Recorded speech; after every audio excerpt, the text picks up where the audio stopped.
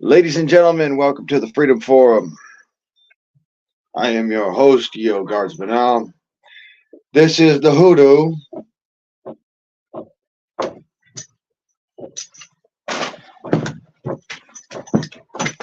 Right here. Heel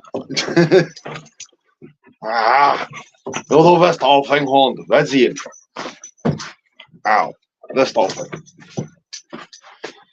And as always, welcome on in. Crack yourselves a beer. Feel free to hang out for a while.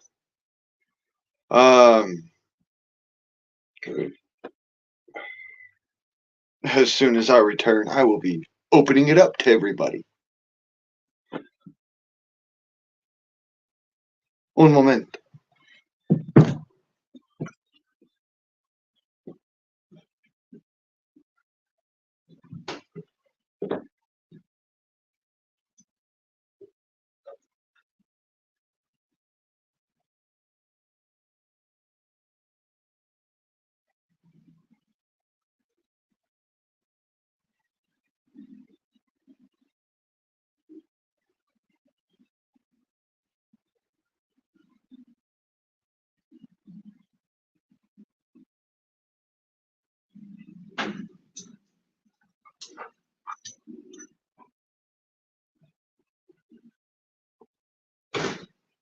The Freedom Forum is good. He's low. Heel Westafhang. Go on. Oh, 9. Heel Westafhang. That's it. All right. Now that I got my drink, I'm going to go ahead and post this in the posted. The old postage stamp happy crap stuff.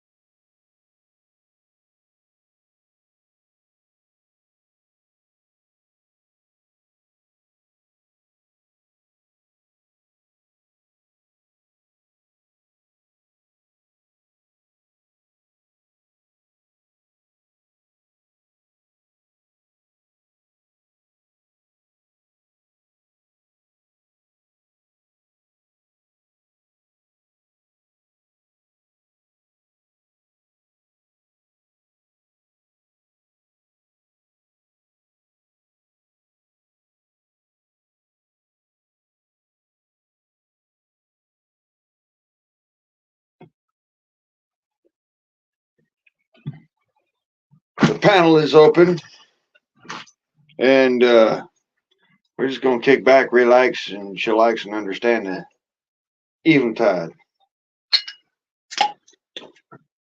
Crack a beer. See right here.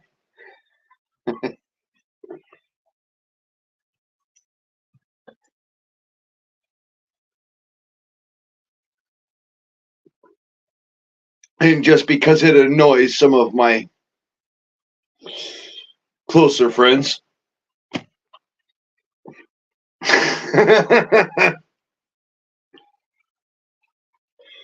The drink of the day is the IPA.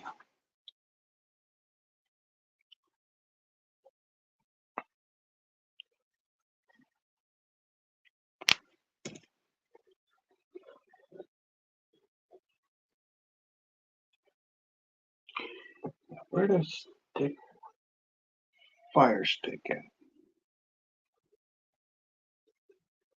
Ah.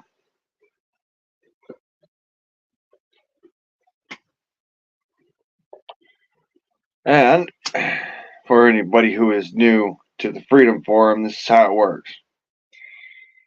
Come in, say hi. Up at the top of the chat should be over on the other side of the beer there. Or maybe it's on this side where you're looking at it. I don't know which side. But it should be on one side or the other of here. There is a comment that is pinned with the link if you want to come in.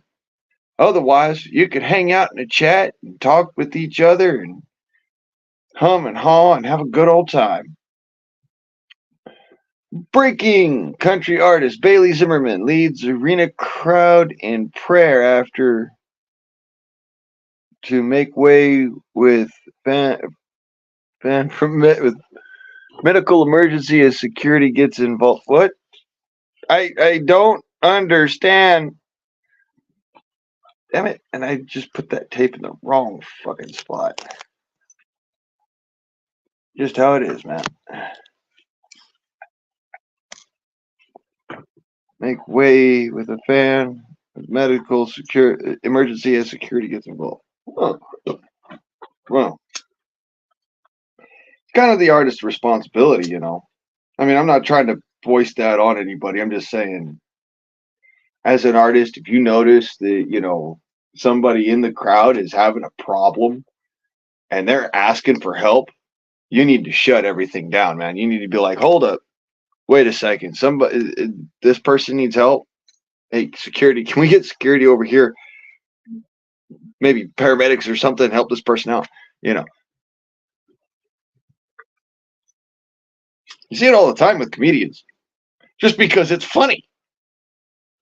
It's kind of funny when it happens, but you also see it all the time with musicians because they got a heart, and you can tell that with both musicians and comedians. Like a comedian will sit there and make fun of it, but they'll also make sure that, you know, they're drawing attention to, hey, are you okay, sort of thing. Whereas a musician will be just straight up call it out right across the mic. Hey, are you all right? Do you need this? No, I'm not out here to play. You go have fun with that. I don't want it. Ripped up freaking tennis ball. Things tore all to shit.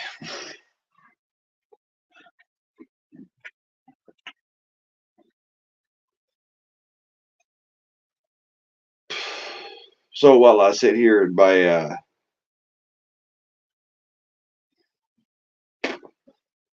my relaxing chair, toking on a doob and having me a drink, how y'all motherfuckers, eh?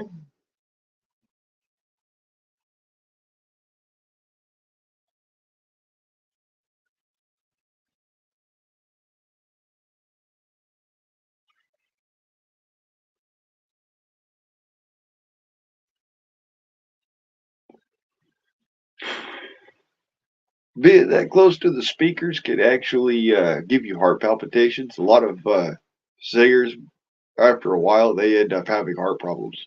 I had hearing issues, but heart problems.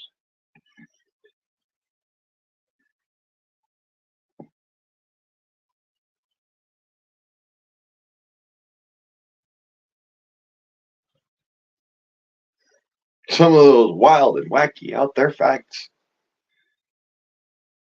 that I've gleaned over the years.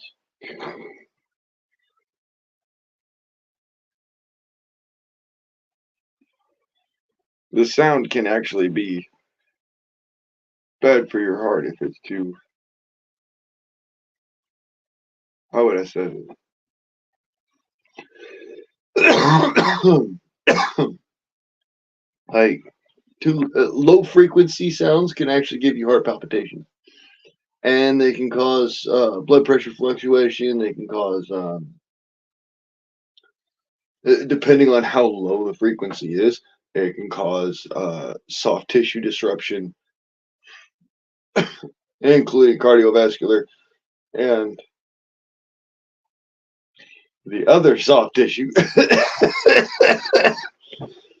Your brains and your bowels.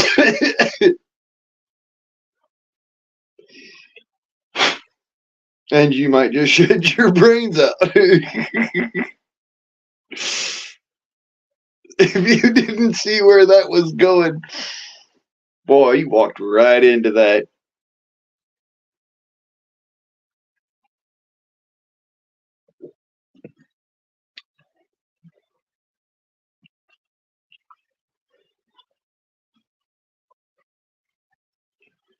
I've been working my ass off all fucking day.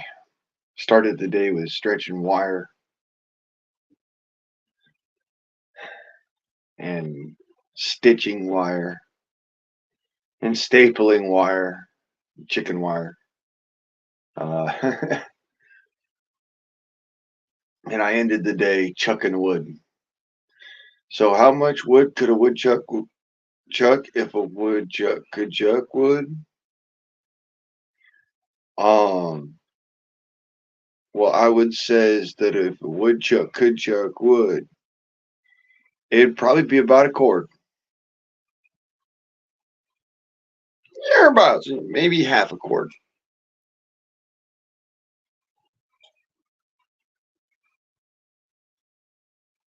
Depends on what time of the day he starts.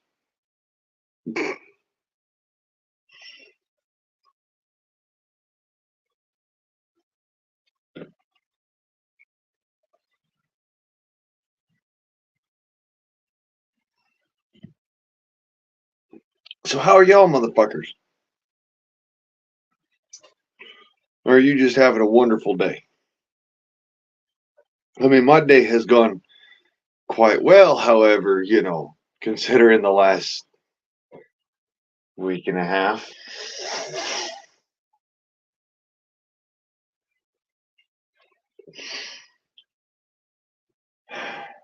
I figure the only way I'm gonna get through it is I'm gonna power through it.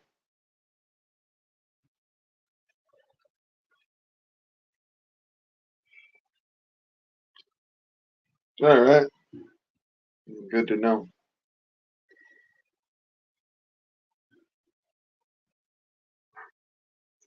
Somebody beating on a trash can lid. It's countryside, folks. Tell you what, welcome to the country. I mean, you would be surprised at how close countryside is to like major cities.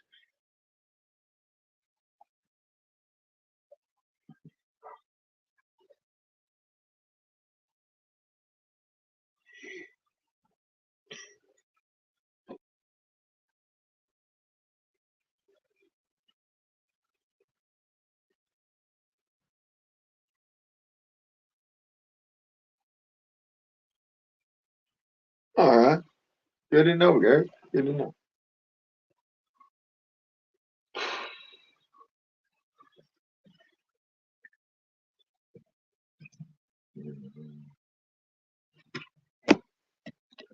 What? You're back again. Dude, it hasn't even been 5 minutes since you was here last. You have a goldfish memory? Or did you not hear me when I said I don't want to play with that ball because it's nasty?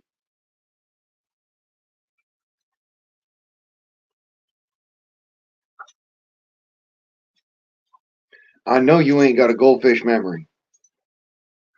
That thing out my face.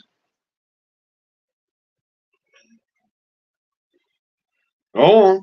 Get it out of my face.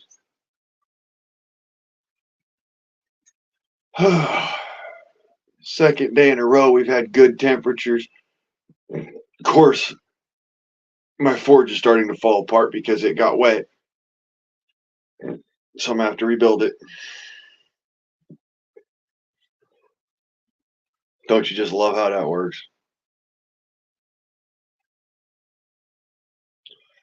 Let's fire out to the vampire. Hello?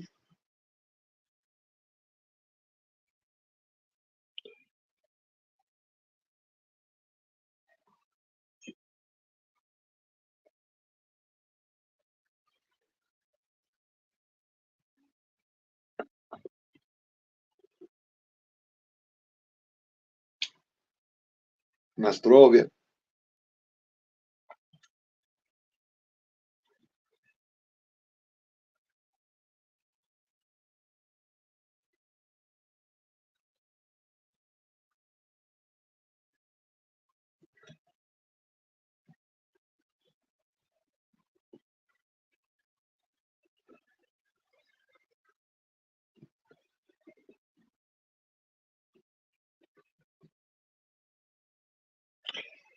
Well, at least I ain't got to beat him off with a stick now no more. I'm sorry, I'm making a bad joke. Don't listen to that now. Don't listen to that now. That was a bad joke.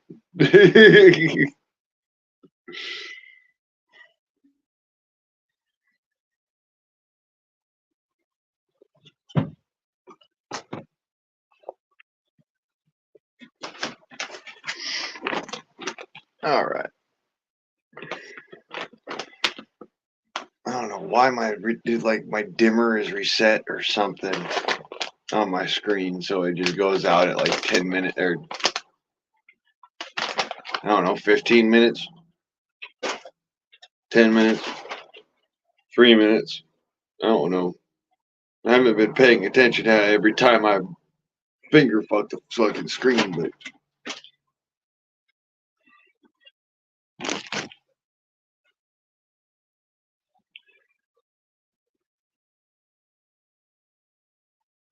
it's probably every 10 minutes or something like that. The longest that this cell phone will take, I'll tell you that much. My screen will dim and then it'll shut itself down. I gotta keep on.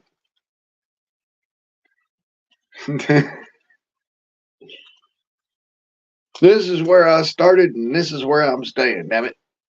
I appreciate it. I like it. It's easy and it's y'all know who his eye is anyways. I mean I do raw footage, like raw footage. Y'all see it either in a live stream or you see it in the just unedited footage. And you can tell I don't. You got no jump cuts. If there is a jump cut, it's because I'm actually trying to do it in a compressed format because I only got so much time to record. And YouTube long form videos are just like, well, that's 30 minutes. Holy shit, that's a long video.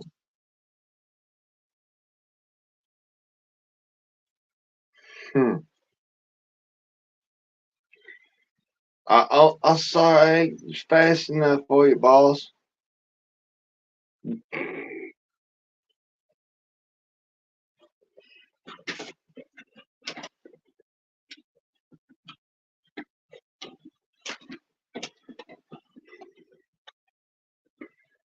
Yeah.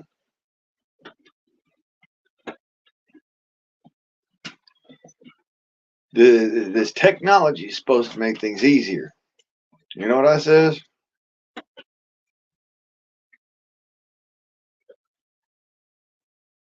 The staples are so damn flimsy you can't hit them in with a hammer. Cell phone, damn thing, it tries to fight you, and supposedly it's a smart device, like it's smarter than you are. That must be the case because apparently it doesn't like the decisions I make. I try to tell it to do something, and it's like, no, no, you don't. You don't get to do that.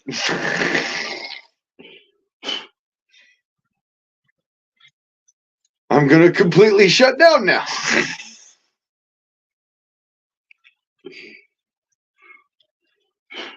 Or did you say this app? No, motherfucker, on the other side of the screen.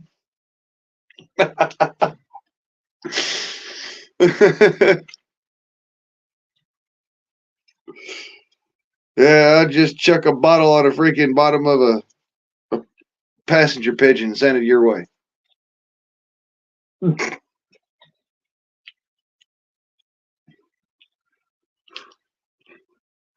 My point is, passenger pigeons are extinct. If you don't know that, where have you been your whole life? Because they've been extinct since World War One.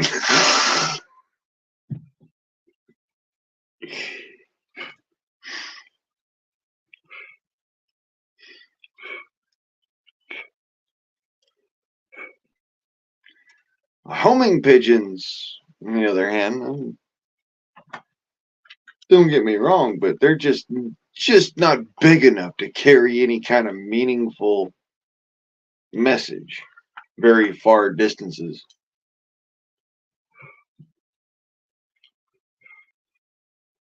Most you can get them to carry is a tin ring on their ankles, and it's like that paper and that leather actually weighs quite a bit to a bird. You don't realize it till you've held a bird of that size, but they're really fucking light.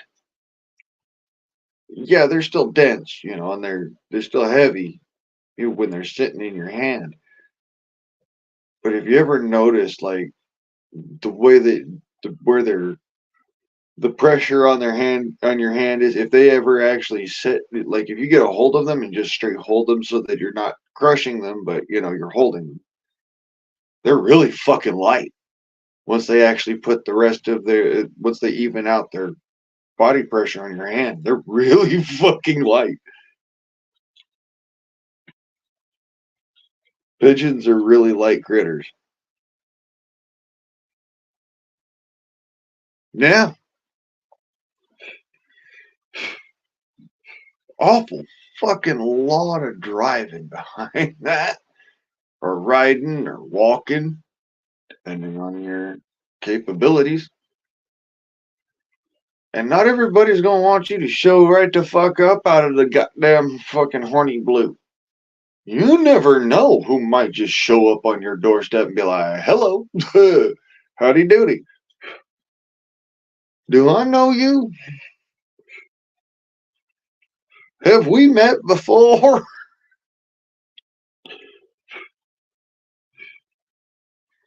Is there a possibility that we're related?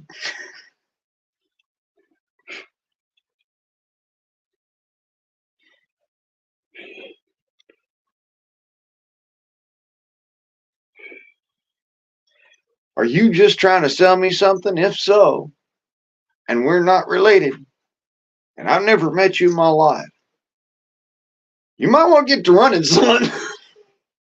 I ain't gonna miss. Get your ass off my property.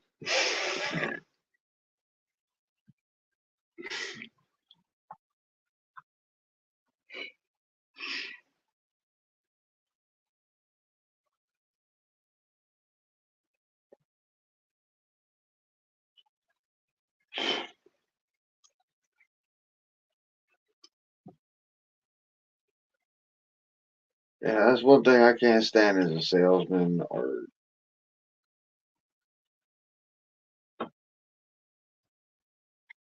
I got a special one for you know the Jehovah's Witnesses, because like yeah, the Church of Latter Day Saints.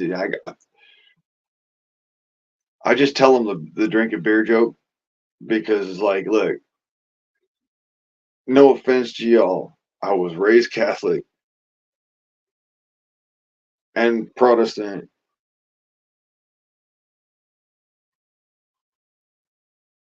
and freaking in the Native American teachings, and I am well beyond all of you. Let's just put it that way. My faith has reached new bounds about how things actually have been, from the beginning. So I'm well beyond all of you. What's it? God? Yeah, he's Yahweh. Yeah, okay. And you know who else?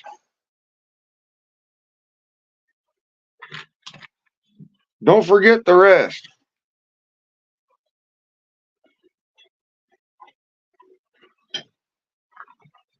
All the people. Where's God? All the people. Everybody forgets all the little people.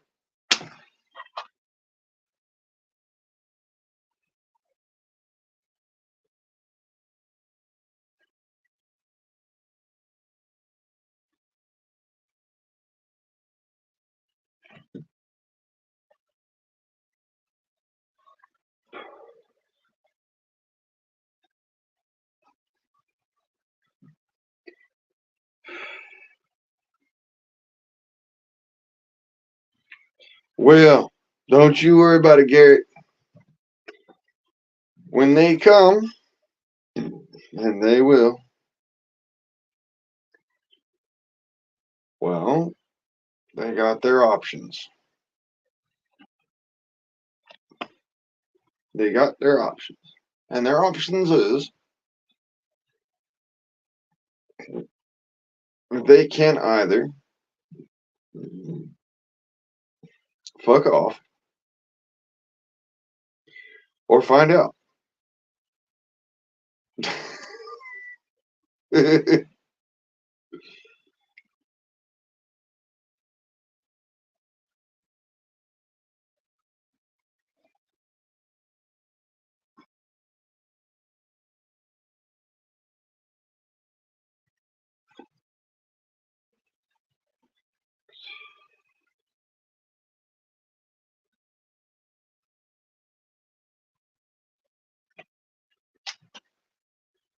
It's one thing if it's like your family. I mean, yeah, you're gonna probably turn around and be like, "All right, I'm gonna try," but you got to pull your weight, otherwise you are out on your ass.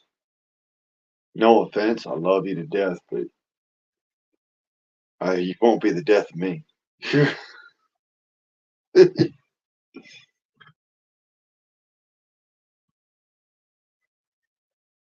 You got to remember, you got to take care of you before you can take care of somebody else.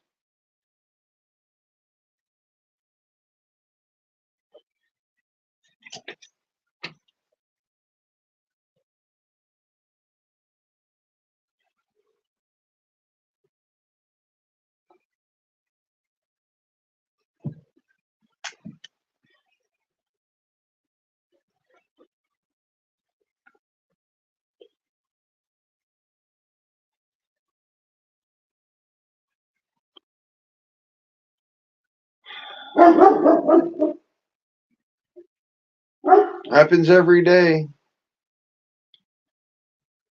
Depends on how you walk and how you do. Always tried to be a righteous man, but righteous only goes so far when you're using logic and reason, and you don't let you get yourself in your feels too far.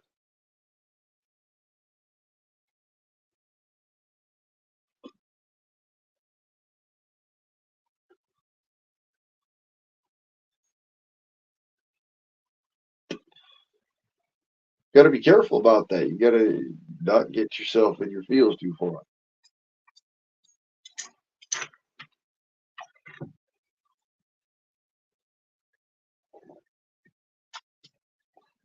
Hell, that's almost put me down more than once.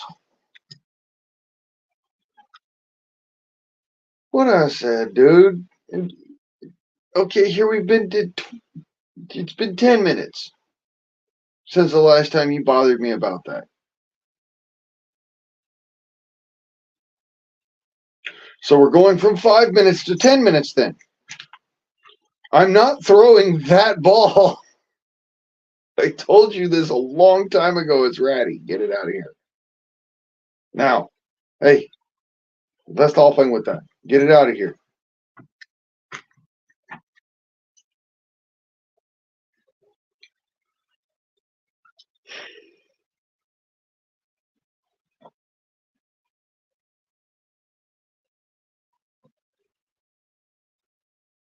Well,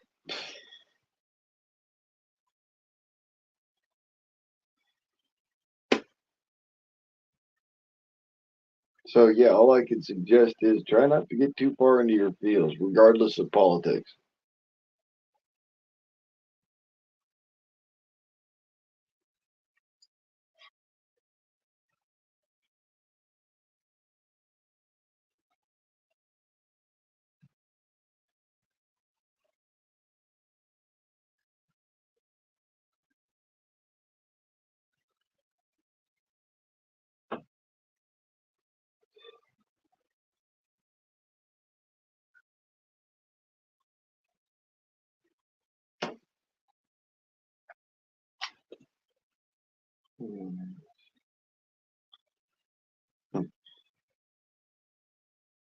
I got me a buzz. Now my brain's starting to work.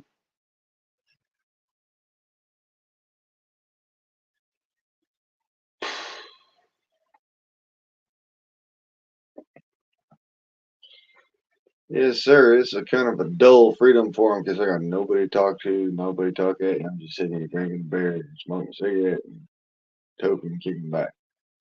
But hey, I'm good with that because I got shit done today. Well, sort of. I gotta go drag a tarp out front and go cover up my saw of wood that's out front right now. So such time as I can regulate that inside of here and elsewhere.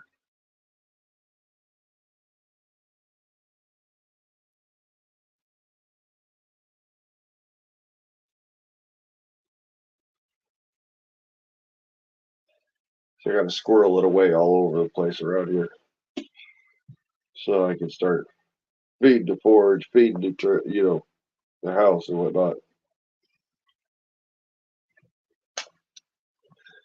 Cause yeah, we get another few days like this, and I'm gonna start back in on that hatchet, get that finished up, and then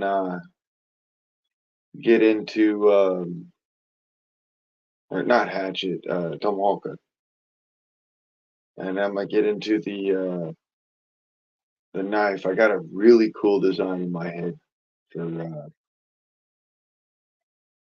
oh boy, I'm gonna finish out that knife, and then I'm gonna pound out a freaking couple of quick blades if I can, and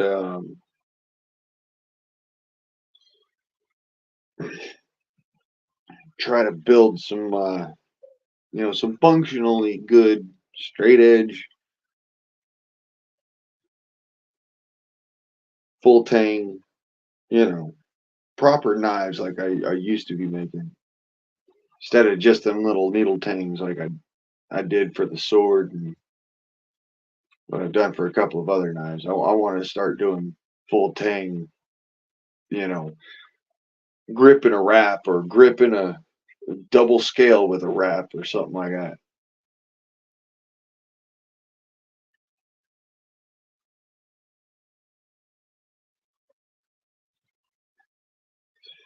Then of course I need to make some money.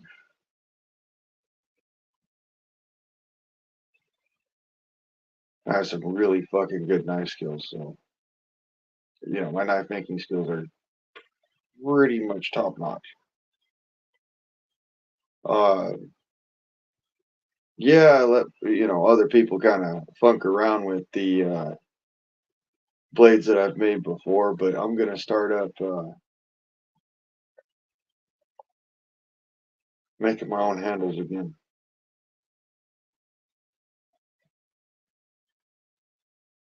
which is gonna be all sorts of fun.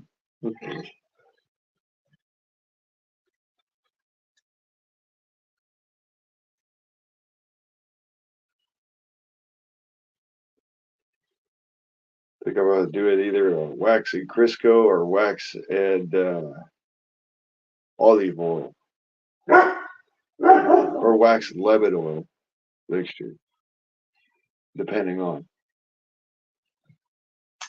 it's all the what I can get my hands on and what's going to be hypoallergenic for people because you're handling a knife. You don't want it to make the inside of your hand all red and puffy and swollen. So, I mean, yeah, most people, there'd be some people that would utilize it, with only gloves, I'm sure, because germaphobes exist, but those people don't normally utilize bushcrafting knives and, you know, hand built knives. They don't normally mess with those.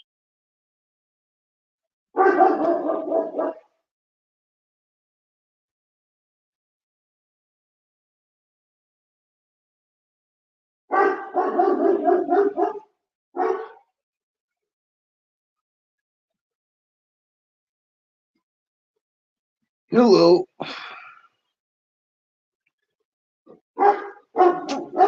Another 10 minutes has gone by. 9 minutes, whatever you want to call it.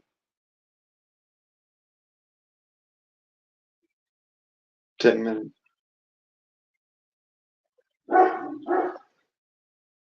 Got a 10-minute timer on my phone, I guess. Apparently, that's how long it takes for my phone to go, ugh. I'm plugged in and I still want to die.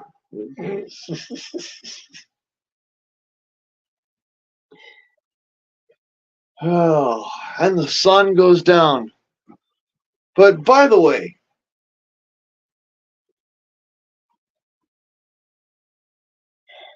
may the luck of the Irish be with you.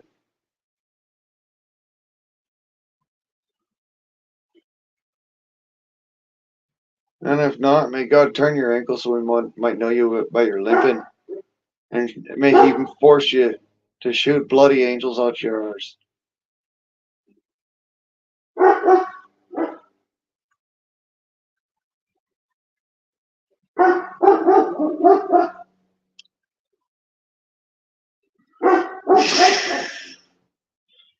Best as I could do at the moment.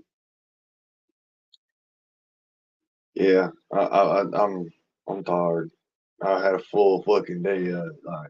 I'm not kidding. That work to the point where I got splinters in all my digits. I got sawdust in my hair.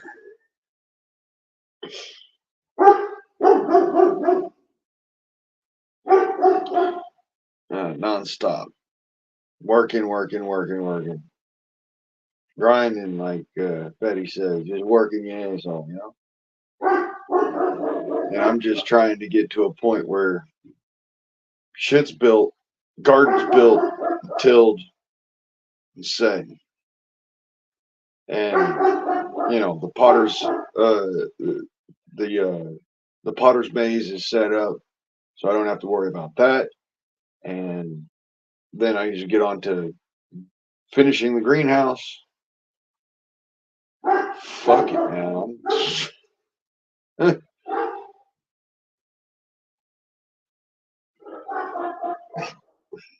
I'm going fishing.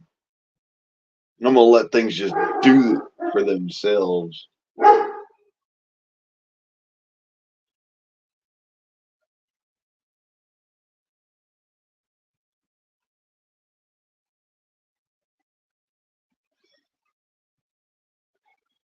Don't think that's a bad idea, actually. Go do some salmon fishing. Consider it. Springtime, the salmon start running. Gotta check out what the regs mean, what the regs says, and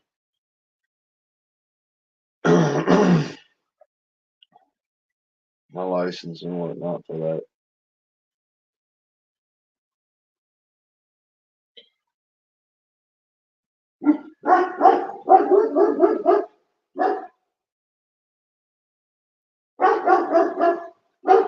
Definitely got the poles for it. Hey, cuz. Yeehaw, motherfucker.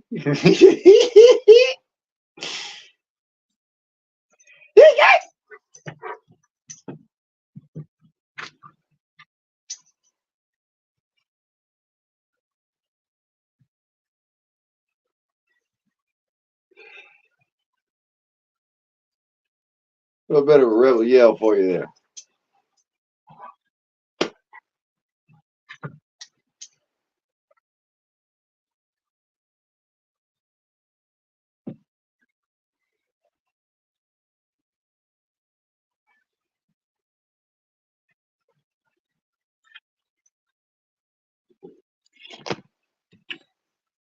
Yes, sir.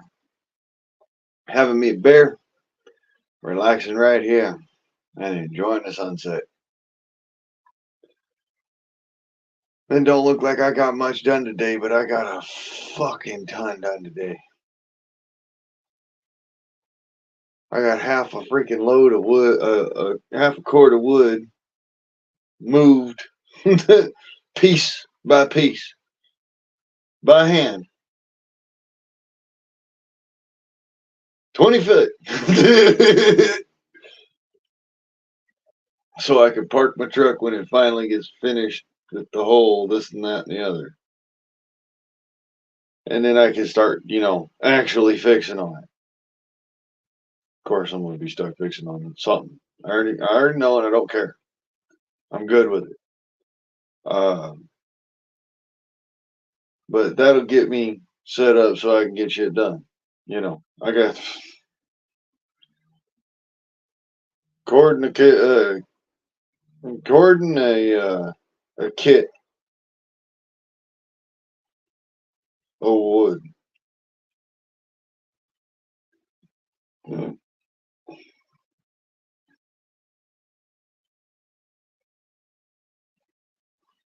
Gordon a bin, maybe.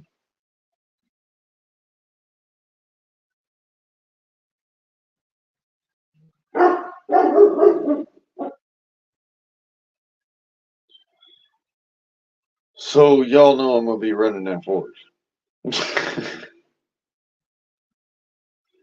I'm also gonna be running it. I'm gonna be working on a whole bunch of different shit. I got projects out the ass.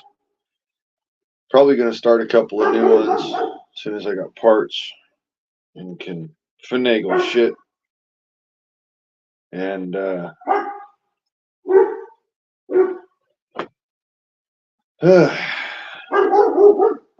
this summer's gonna be chock fucking full of work.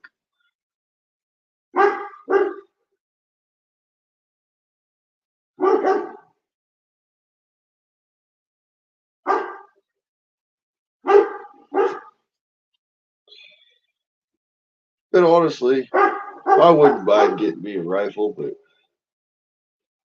I need one, but I don't see that happening this year.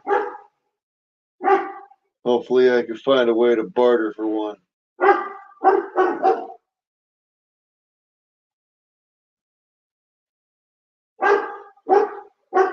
When it comes to that.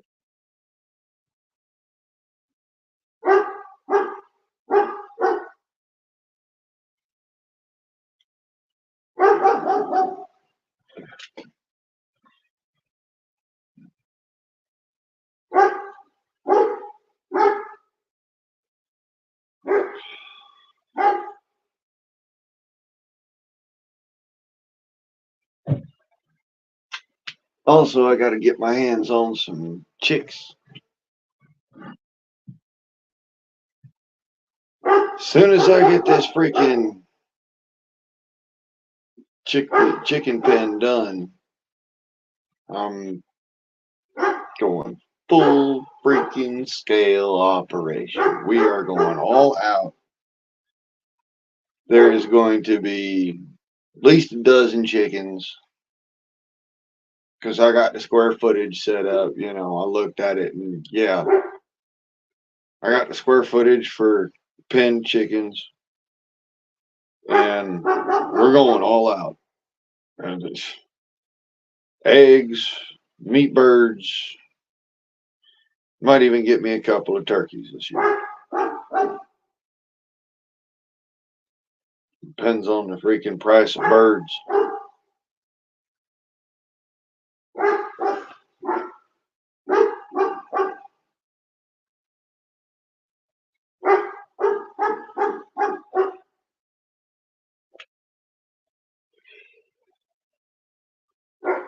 Hey, Billy. Good to see you. Heard you flying over earlier.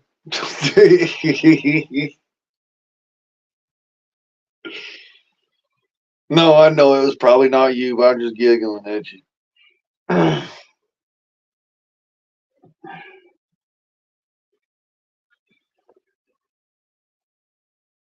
I ain't got that kind. I could never afford to fly. I could never even afford to pilot. Just the time to get my pilot's license. Never afford it. Then I realized that I have susceptibility to altitude sickness that makes piloting a very dangerous prospect above certain footage.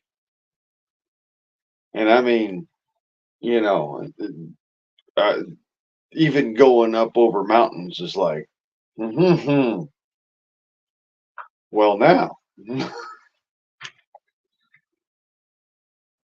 So, Nebraska. Sounds like it was a bit of a flight.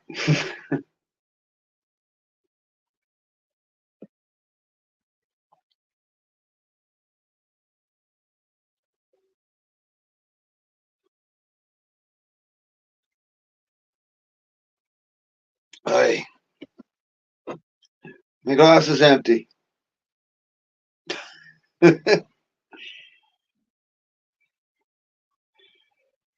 Happy St. Patty's Day for those of you who actually celebrated on the 15th of March, uh, colloquially known as the Ides of March, which is bullshit because that's actually the 11th. But I digress. The 15th of March, St. Patty's Friday, because I celebrate like y'all don't even know.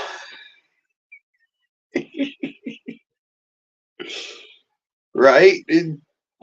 You travel a lot, hence the airplane. I travel enough, but not enough to justify an airplane.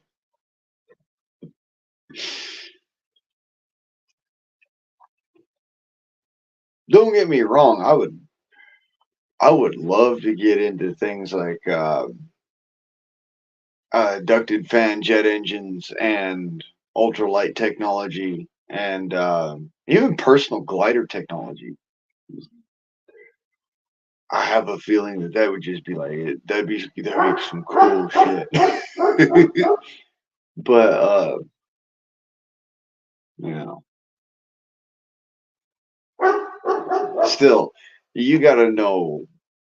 You gotta know radios. You gotta know uh, heads-up display and a lot of controls with that. So it's just interesting shit.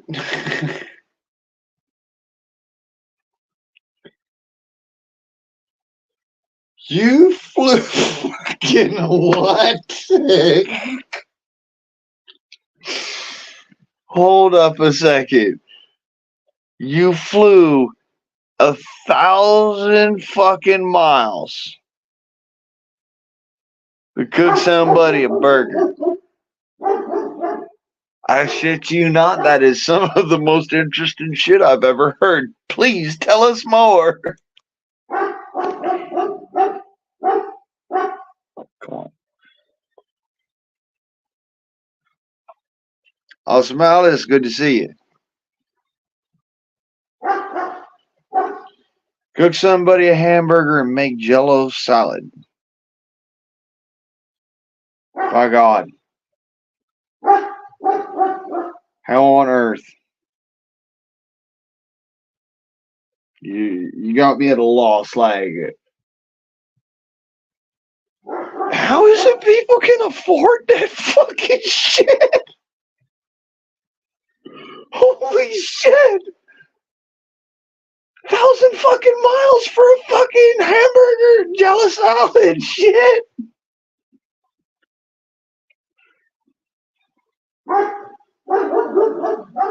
Man.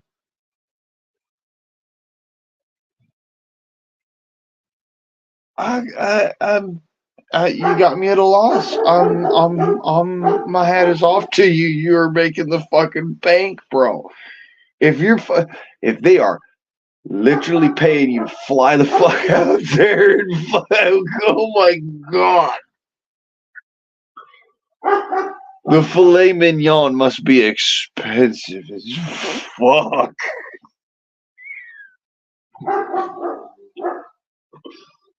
Holy shit.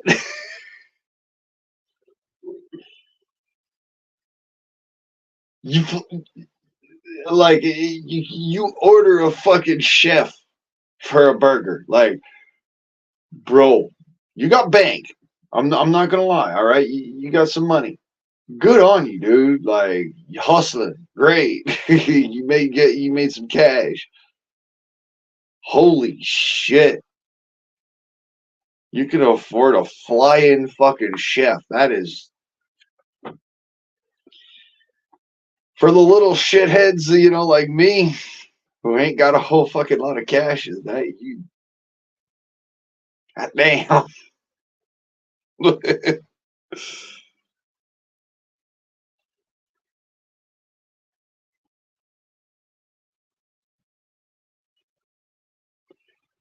Probably something like that. You just, you own shit, like, or you're company owners or uh, upper echelon in a Fortune 500 company, stuff like that. You got the salary to be able to do shit like that, or you've got good investment skills. I cannot stress to you enough the importance of good investment skills.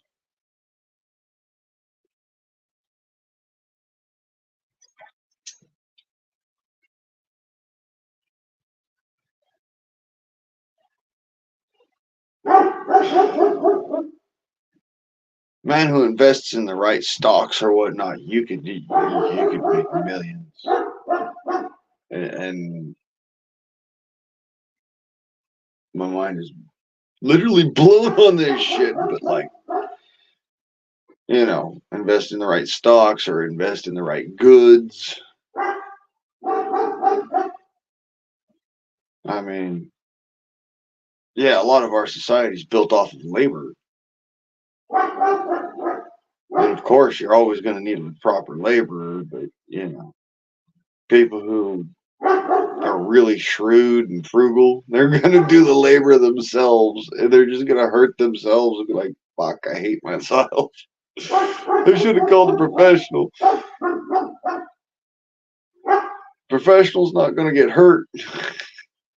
Well, no, the professionals sometimes get hurt, but, there's difference. They know what the fuck they're doing.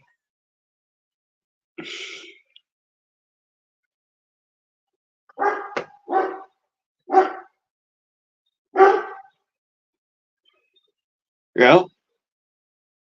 There's a few folks out there that got some some good money and they like their seafood, and I've heard about that. I've actually heard like they're like, no,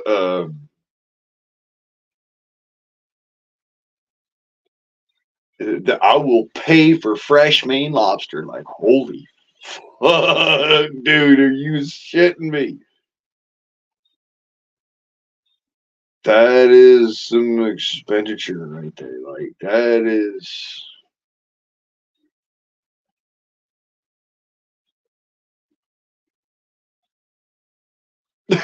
You got a fucking bank if you throw it. Jesus.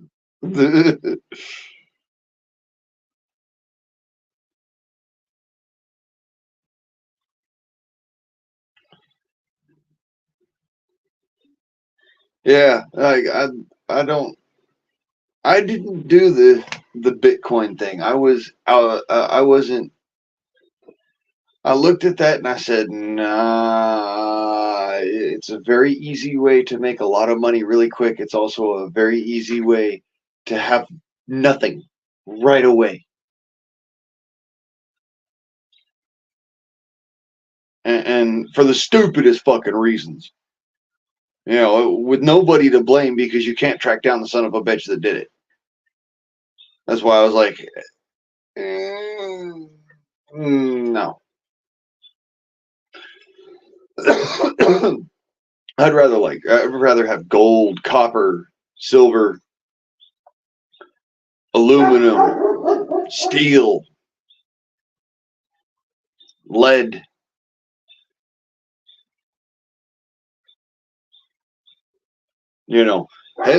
Metals And I'm talking about like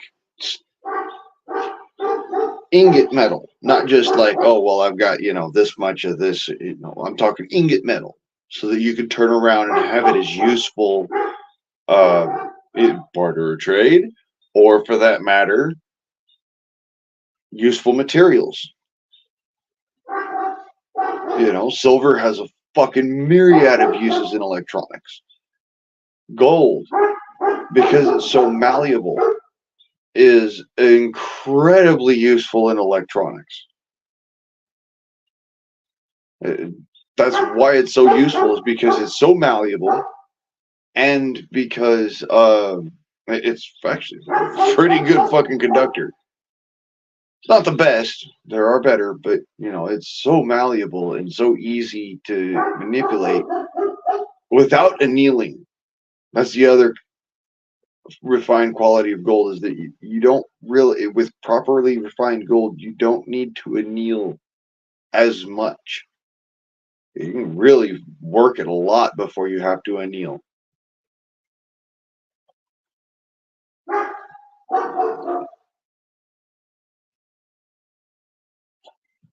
What I miss? No megabytes or whatever. Okay. Understood, guys.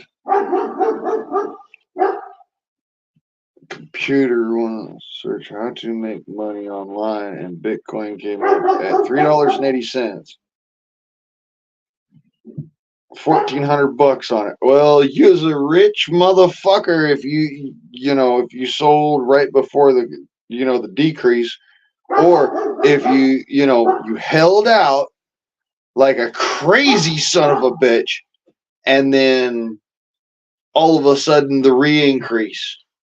Because like, you got to remember, every time there's going to be this bubble and then dip, and then it'll come back. Most of the time it'll come back unless it goes full bankruptcy, but it'll come back and start to incline again, and it'll catch that bubble again. And if you sell at the top of the bubble and you get into something like hard assets or materials or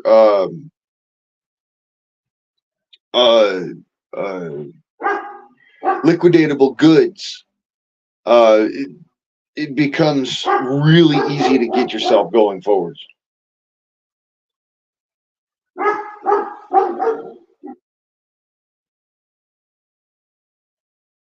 Well, then you're probably on the re-incline point. Just remember, it'll top out at a certain point, and then when things start to get on shaky ground, you notice the Bitcoin market gets on a shaky ground. You hear rumors of rumors. Okay, fucking get gone. Get gone with it. Buy gold, buy silver, buy hard assets, buy freaking soft assets, and yeah, because honestly, Bitcoin, it has this kind of thing going on where if you've noticed over its lifespan, it's been this, it'll increase and increase and increase and increase and then plateau. And for a while, it'll look really nice. And then there'll be like a little bit of doubt. It'll dip a little bit and then it'll come back. And then right as you think it's come back and it looks really good, all of a sudden it just goes.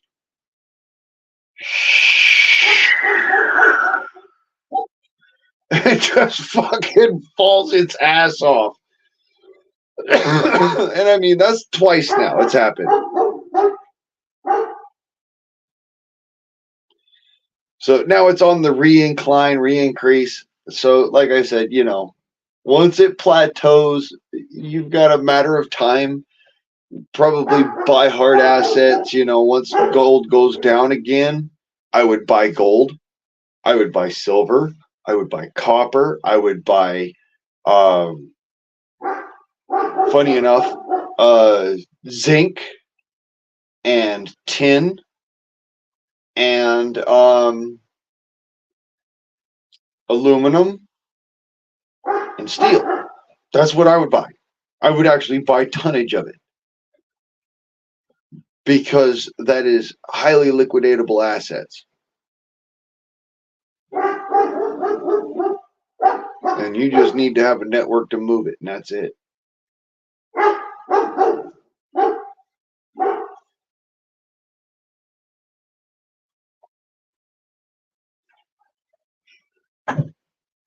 I mean, I've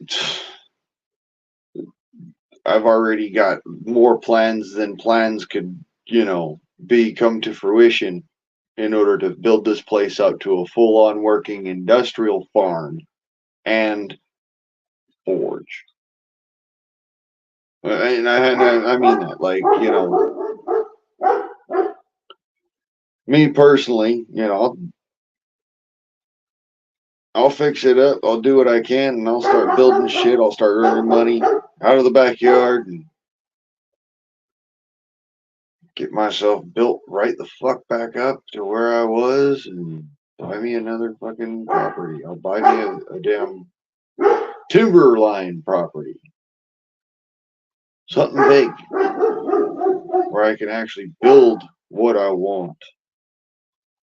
Have a farm, have a timberline for wood cutting and, wood cutting, hunting, and bushcraft and whatnot. I want a little creek. Honestly, I want a little creek, personally. Doesn't matter if I gotta build it or what. I want an underground bunker.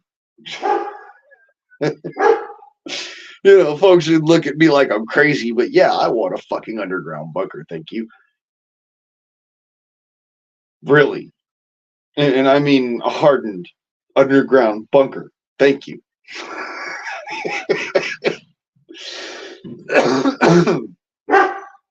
Because people are crazy.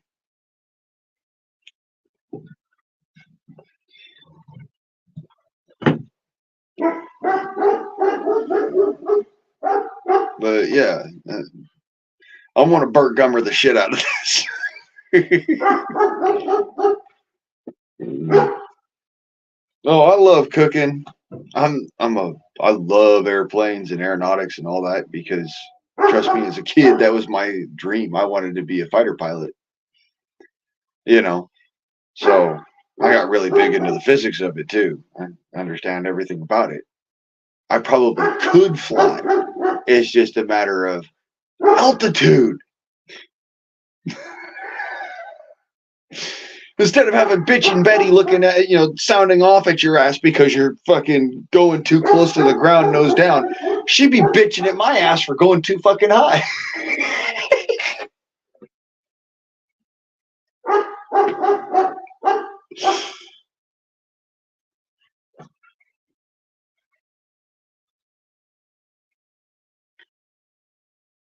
And I'm getting myself sick, stalling out and shit. Just because I do not handle altitude well. I've noticed this. It's like, especially if it's fucking slow climbing into altitude, it just messes me up.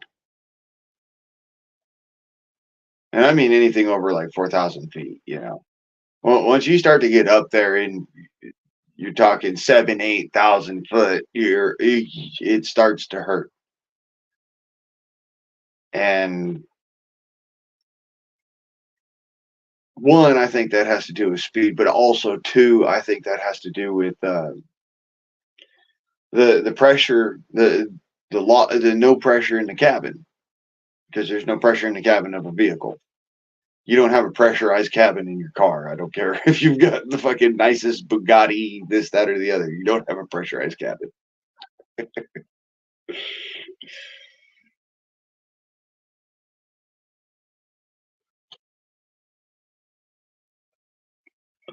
Omaha, Nebraska.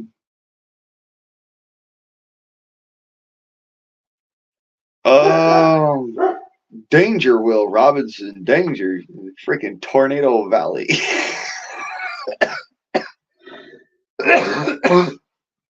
But whatever. Hey, you're your own person. I'm not going to tell you not to do whatever. I can't. I'm just going to advise you that if you do so, make sure you got the cellar. Be smart about it. Uh, Me personally, I want a bomb shelter / underground bunker where I can just chill and hang out and be myself and have my own little spot, and none be the wiser that I'm even existing, save for my vehicles above ground. You know what I'm saying? Yeah, hypoxia, uh, a loss of oxygen to your brain. Dog, out. I know it's getting dark. Yeah, get that out of here too. Yeah, I know it's getting dark out there.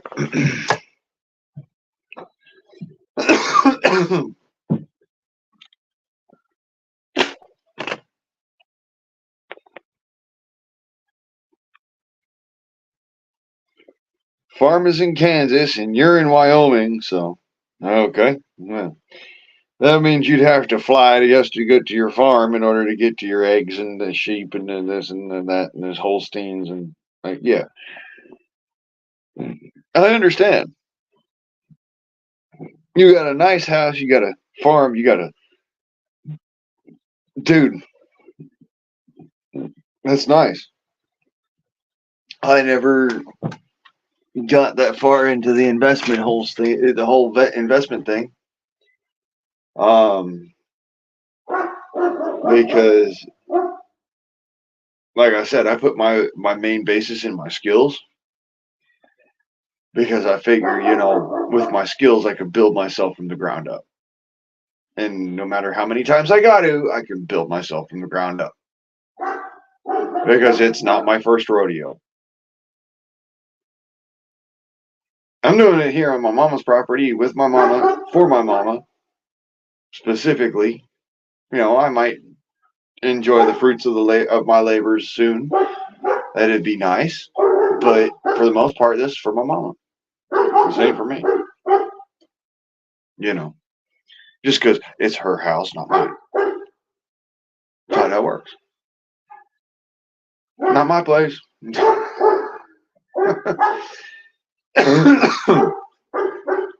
I'm working on it. I'm fixing it, but it ain't my place. Wish I had my own place. I'd build me a freaking. I wish I had a timber, just a spot of timber. I'd build my own fucking log cabin. I'd freaking build a roadway on in. I wouldn't care if it was up a mountainside cliff. Wouldn't give a shit more. I'd build my driveway all the way up and through, and hell yes. Full on timber property. At least one side of that fucking mountainside would have to fucking face south, so I'd be happy about that because I could turn around and start growing shit.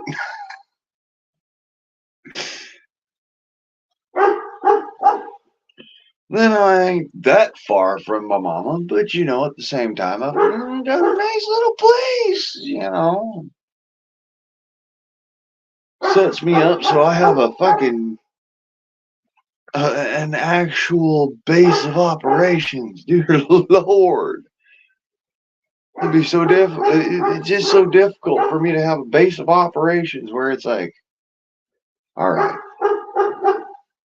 it's in the county area. Ain't nobody gonna be up my ass for nothing.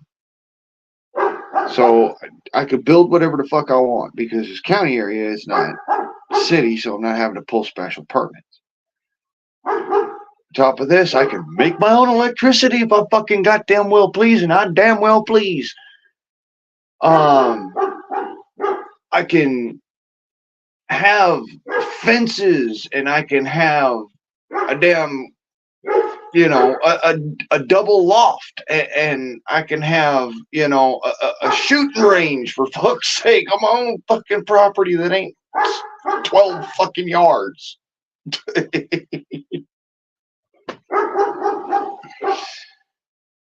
Oh, Lord.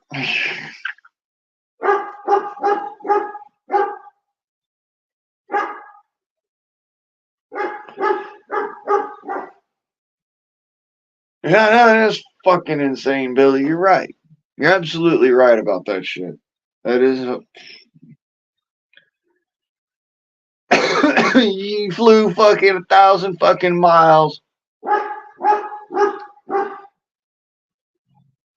one way to make a fucking hamburger.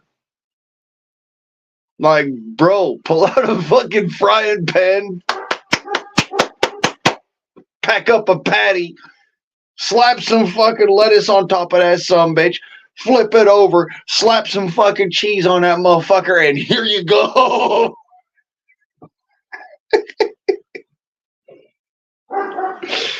It ain't fucking rocket science, man.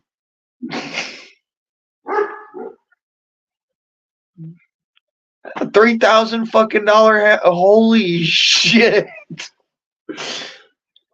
Ooh, 3,000 fucking what? Holy shit.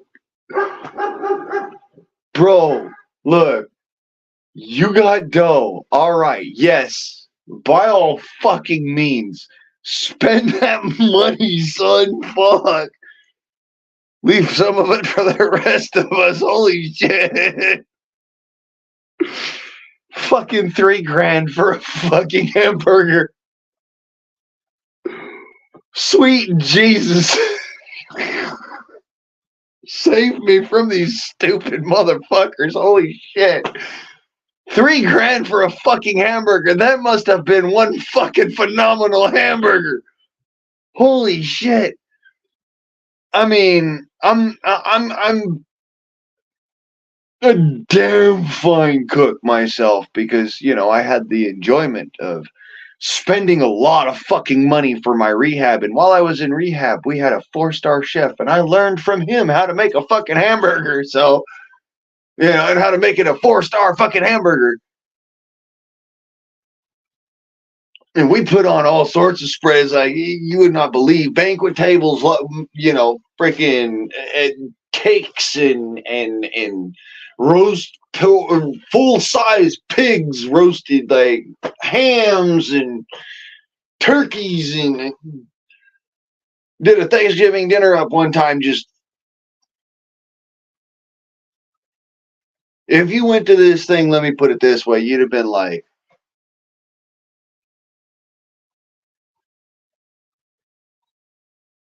well, shit, I could have fed half of Ethiopia with this.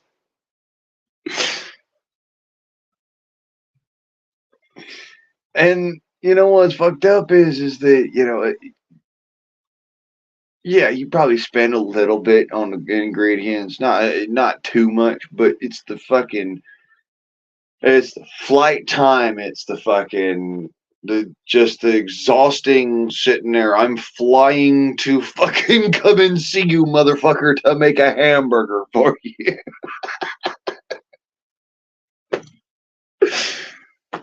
Dude, I mean, look, if I had to drive somewhere to make somebody a hamburger, could you imagine the fucking cost on that shit?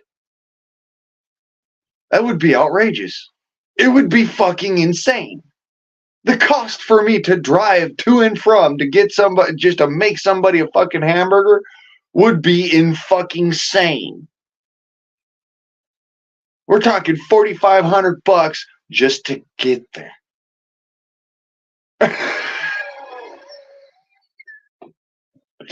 Holy shit!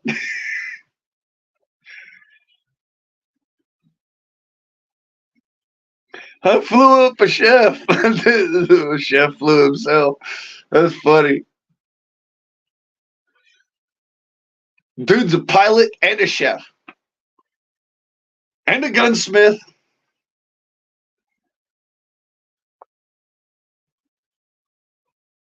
My hat is off to you, soul.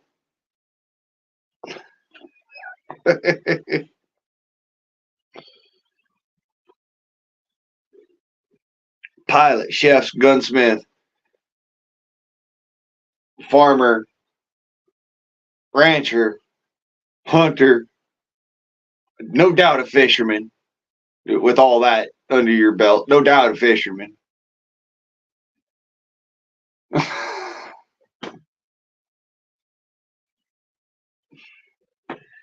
God, I wish I had your budget. I mean, don't get me wrong. The work that would come with it would suck, but I'd be all right with that. Imagine that for a second. I'd be all right with that. I've got to fly. Yeah, okay, fine. That's a lot of fucking work. You got to be sober to fly. You got to fucking adhere to the tower calls. You got to this, that, and the other. You know, fly safe and this shit and whatnot. You got to have so many man hours of flying in order to get your license. You got to be licensed in order to fly over state lines. And I understand this. Okay, fine. Yes, you did a lot of fucking work to get where you are. I'm not doubting that. I would love to have your job.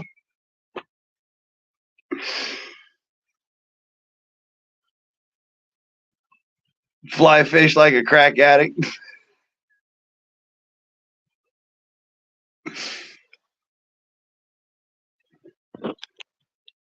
Yeah, I know. I'm broke.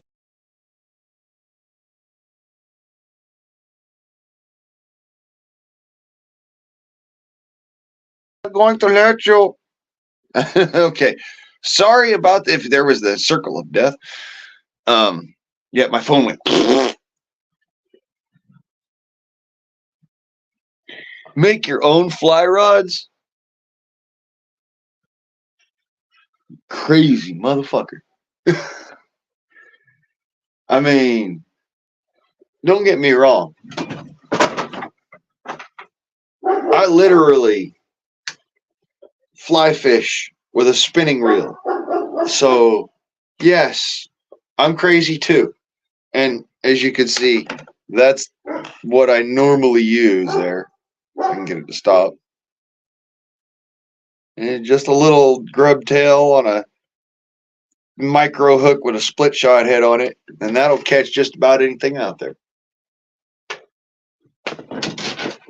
Whippy bastard.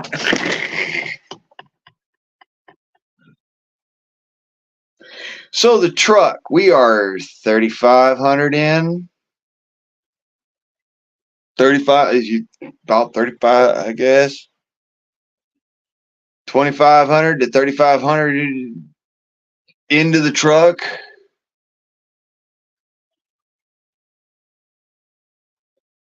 Yeah, lots of fun.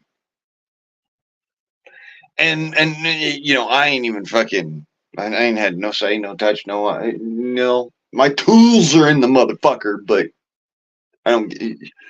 I think that's what I was told is that my tools are in it. I fucking don't know. Last time I checked, somebody jacked my shit, so I don't fucking know. I heard that, I saw, but whatever, maybe wrong. Probably underneath shit or something. Down in a wheel well or something, down in it, and got chucked around, or I don't know. I don't fucking know. Anymore, I don't fucking know. And if it shows up in my face, I'll be like, yay, I got it back. Thank you so much. And I'm sorry I said this shit got stolen because it did not get stolen. But last I checked, it was not in the truck when I went there to go and look at it and try to get it out and took all the pictures and whatnot. So, nope, don't have it back yet. Still working on that. What I miss? Local red light district.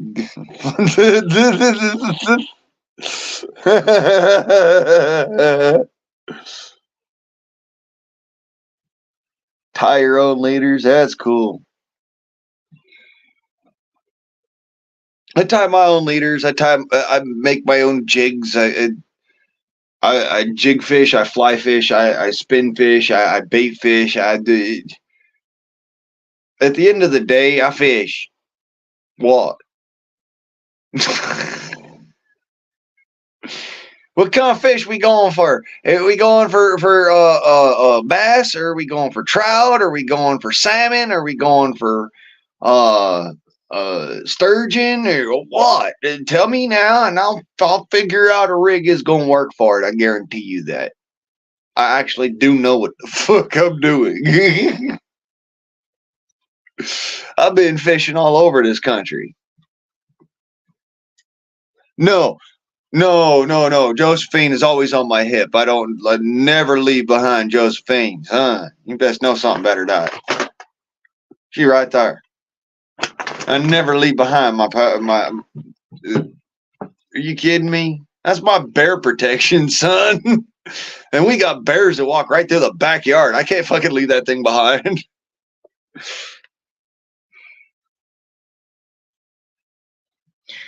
Cutthroat. That's see cutthroat around here. You got to throw them back. And besides, they're only like this fucking big, so why keep them? You know. But got rainbows around here. Up to this, even you know, the Chinook salmon, like maybe bigger. They get big. You get big fucking salmon up here. So yeah. I want to go and actually do some on the boat salmon fishing.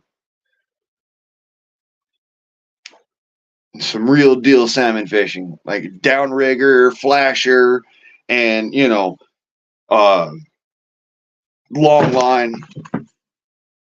Long line with a 50-pound test and with a 150-pound test leader of monofilament, but your 50-pound test braid, but 150-pound test monofilament leader, and then you got your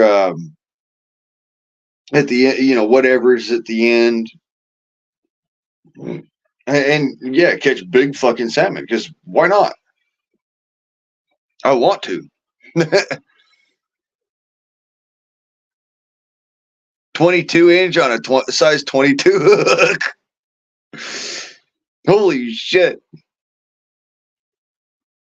That is a fucking major accomplishment. You may not realize this. Ow. This little fucking microscopic hook. It is so hard to see because everything wants to focus on my face. Don't focus on my face, focus on my hand. You can barely see this little fucking hook. But in this hook, in this jig is a tiny microscopic little hook. And it's actually one of the biggest freaking hooks there is for fly fishing. One of the bigger ones. Funny enough. Let me go ahead and pull the body off of here so y'all can see this. This is actually one of the bigger hooks for fly fishing. That is a 16th ounce shot. Okay. Or no, a 32nd ounce shot. Sorry. 32nd ounce shot. That's one of the bigger fly fishing hooks there is. I think that one's like an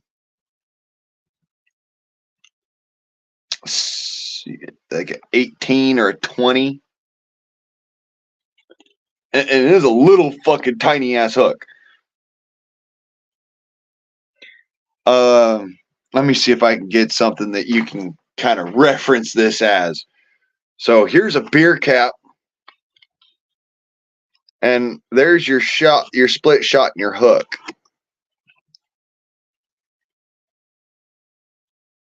That is a tiny little fucking hook.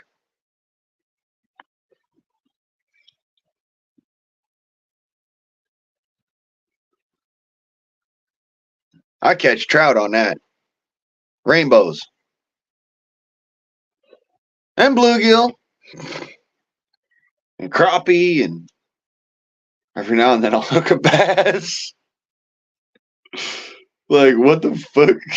Why did I hook into a bass? But yeah, this is like, I think this is a 6-pound test. Fluorocarbon. Monofilament. And then I've got 20-pound, or no, 10-pound, I got 10-pound braid underneath the monofilament.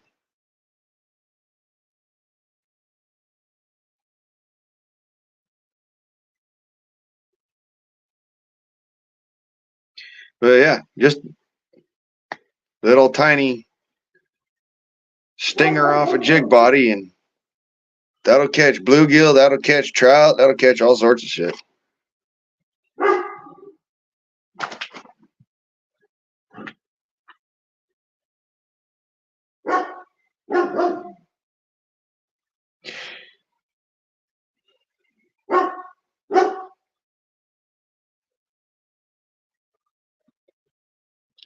Yeah.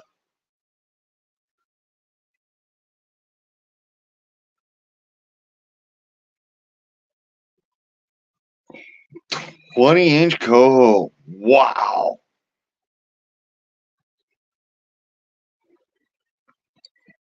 $2,200 an ounce. Son. That's big dog right there.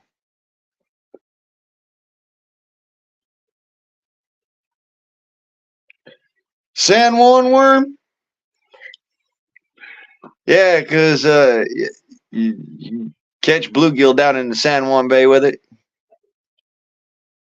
Little fucking tiny ass thing. Dude, this is a freaking Church Creek special.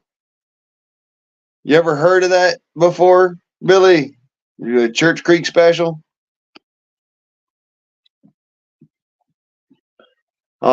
Basically, you take any old piece of plastic. I could take a piece of plastic off of this. All right. Like says, I want something that's like fish cut, fish shaped or shrimp shaped. All I got to do is take my piece of plastic and trim it right.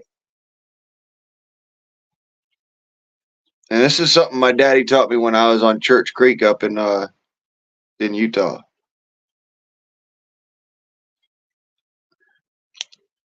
And tiny little creek off the Ogden, but you can catch carp on whatchamacallits, crawdads down there. So this would actually work. But basically, you just take your piece of plastic and you stick it on there and just wheedle it on whatever piece of plastic you got. I just happened to have a jig that was too big for the fish I was fishing for, and I pinched the tail off of it and stuck it on there. But yeah, and Church Creek special, just any old piece of plastic, and there he is. Catch bass, catch all sorts of shit off that. But yeah, Church Creek had a bunch of carp in it, just off of Willard Bay, in fact. That's where, funny enough, the Ogden has an offshoot that runs up to Willard Bay, and then it also runs out into the Salt Lake, and into the salt marshes. But there, if you notice, Church Creek goes right up around the outside of Willard Bay, and I used to fish right off of the canal there, canal side on Willard Bay. Love the carp fishing there. Folks look at me like I was crazy. Like, dude, why are you fishing for trash fish? Like, do you have any idea how much fun it is to fucking hook into a carp with a light wire hook and fucking 4-pound test? Are you insane? Dude, this is a blast.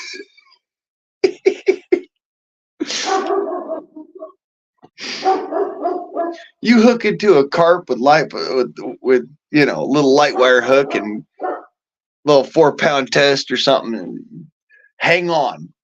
You're going for a ride. I fucking guarantee it. Ultralight pole, and just that thing's like freaking. You're sitting there and you've got the pole double backwards, and it's like, it's just.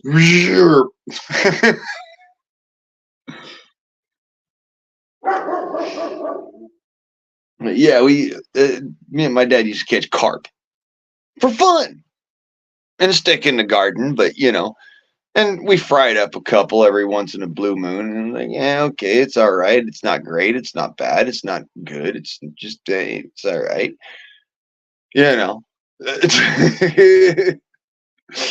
It's carp. What'd you expect? But yeah. Honestly, I loved fishing for them. They were fun. They were a lot of fucking fun to catch a carp, man. You catch a fucking. Think about this. You catch like a 35 or 40 pound carp. That thing's only like this long. All right. 35, 40 pound carp's only about yay long. They're about that big around though. And they are built solid as a fucking tank. And here's another thing. You can use their scales for fingernail files. My dad taught me that.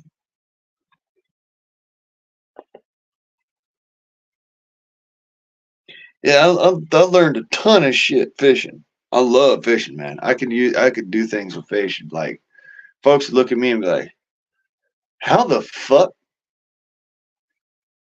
How did you do that?" And be like, "Do what, son? You're gonna have to be more specific." Well, are you talking about using the fish scale for a fingernail fire? Are you talking about using the fish skin for a boot patch? You talking about catching like 30 fucking fish off of one skin? I mean, you're gonna have to be more specific.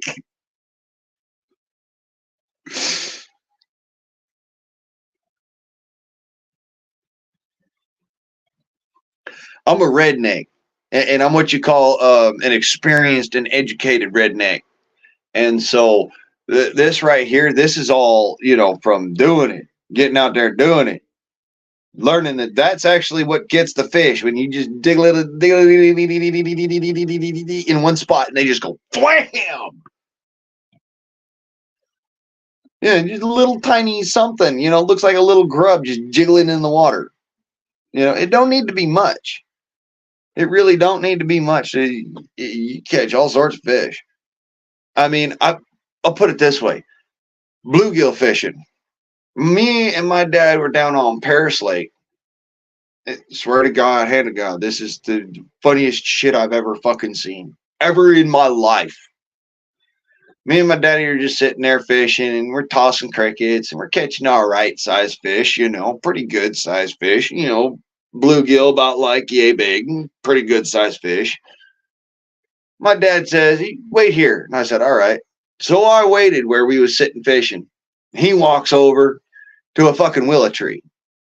And he takes one of them willow leaves off. And he takes, actually a whole branch. But he comes back with this whole branch of fucking willow leaves. And he hooks a fucking willow leaf onto his fucking hook. And casts that out there and starts doink, doink, doink, doink. And I swear to God, he caught a bluegill. This fucking big. Bigger than a dinner plate. You put that sumbitch on a dinner plate, its head and its tail would flop off either side. And I mean, it was a holy shit moment. He caught that on a fucking willow leaf. I bullshit you not.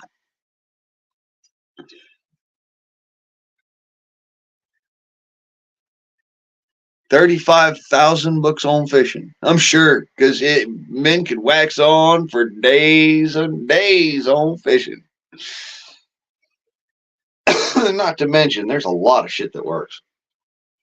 Hell, I freaking tied a fly out of some, fibers off of my jacket, some chin fuzz, and a fucking a little white feather I found sitting on the ground. And this was when I was fishing down in El Dorado Park.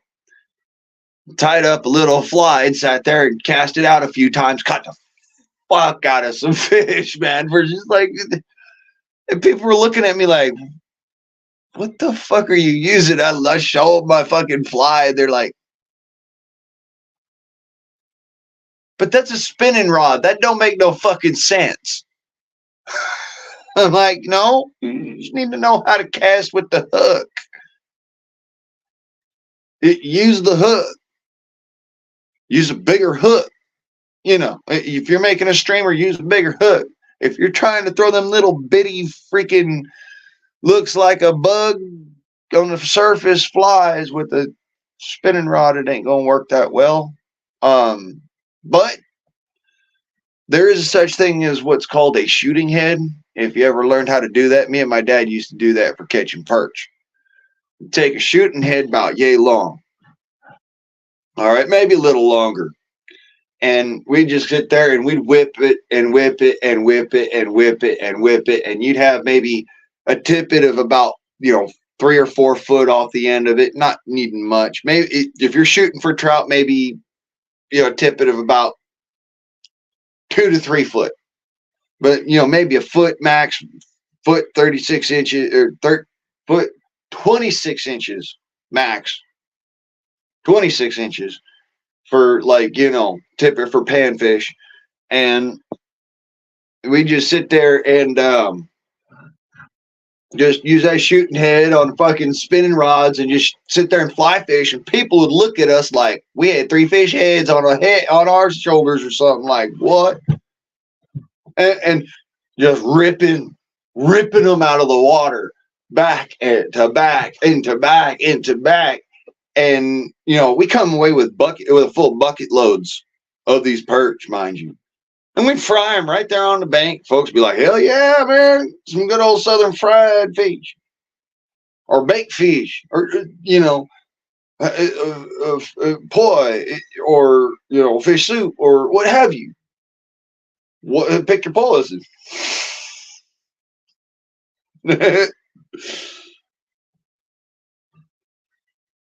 Yeah, with a shooting head, you want to use a short tippet. With a full-length fly line, a short tippet isn't necessary. You don't need a short tippet. You don't need a short leader with, regular fly line. But if you're running a shooting head, which is, you've got your tippet, which is about a foot, foot and a half, your leader, which is another foot, and then you've got your shooting head, which is about a foot and a half to 3 foot of semi-submersible fly line, heavy, weighted fly line for throwing, and then that's tied to your main braid or your main line, and that's what you use for your cast, and then you've got your weight all in your line, rather than using something like a bubble, which actually disturbs the surface of the water a lot. So if you're fishing for really finicky fucking trout and you throw a bubble and you don't throw it way past them and then kind of just jiggle it in, they'll see your bubble and they won't even touch it. So I run short tippet on a shooting head, or I'll run a longer tippet on a fly line. I won't run bubbles. I mean, I've done bubbles before. I can use them. I don't like them. I'd rather use fly line, be honest with you. Rather throw a thing of shooting head off the end of it and just, I've hooked into some of the biggest fucking fish I have ever caught using just a shooting head and a micro fly. Some of, not the biggest, the biggest fish I ever caught. Holy shit, that was a big fish. I caught a barn door stingray. And when I says, hey, barn door stingray, I mean 85 pounds of stingray off of the California coast.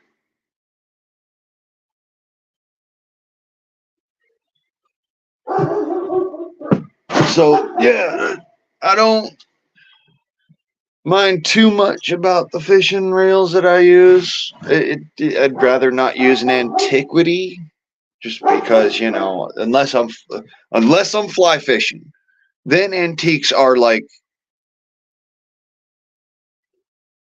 cast like butter. I know they're a pain in the ass to reel. I know they're a pain in the ass to fucking sit there and friction run. But they cast like butter. And just honest to God truth.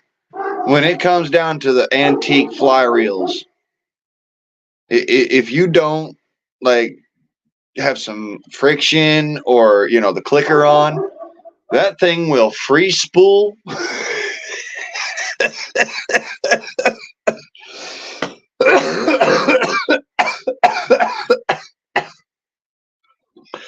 Oh Lord, I love antique fly reels, but damn.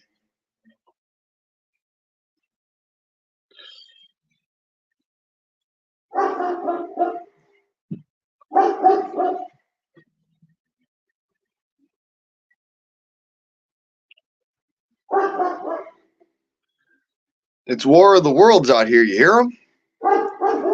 The tripods and the walkers are coming.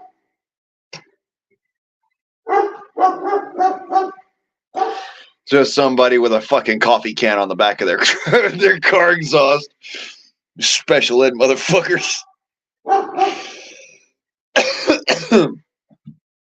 Inhibiting the flow of your exhaust actually makes it slower. Yeah, it sounds cool, great. But it actually makes it so that you can bog your engine if you're trying to fucking all out, balls out, Coffee cans are stupid.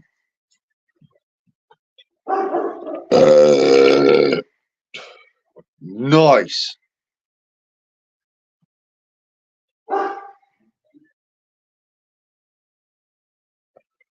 Hell, I think I want beer 45. That was a welcome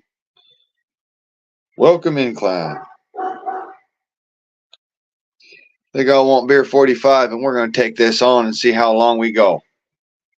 I'll be right back.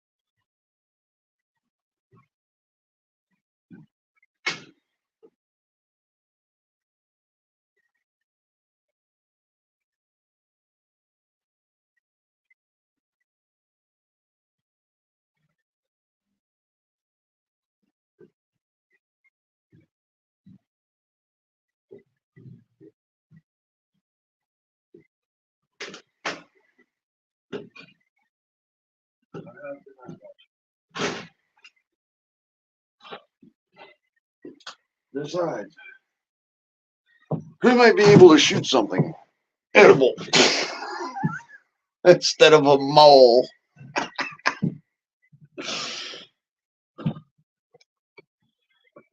All right. Beer 45. We already hit bear o'clock before I even started the freaking live stream. Beer 30 is what y'all saw me drinking. This is beer 45. Cheers beers, motherfuckers.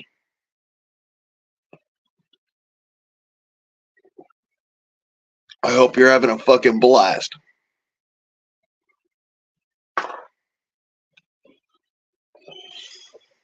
By the way, it just got cold.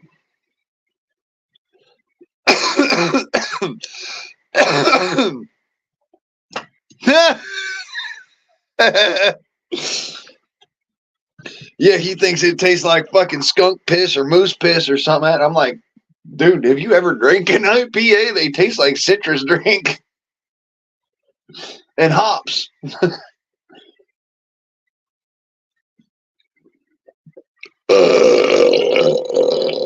Nice.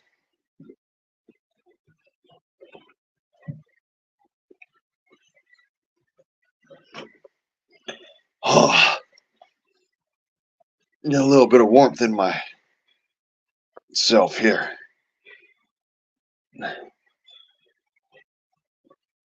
Oh. All right.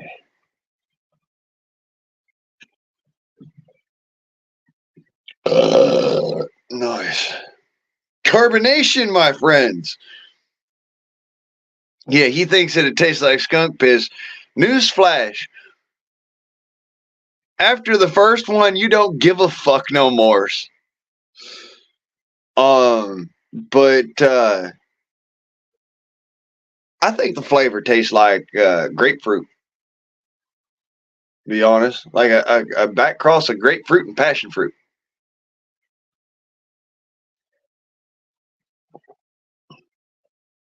With a bit of a piney aftertaste.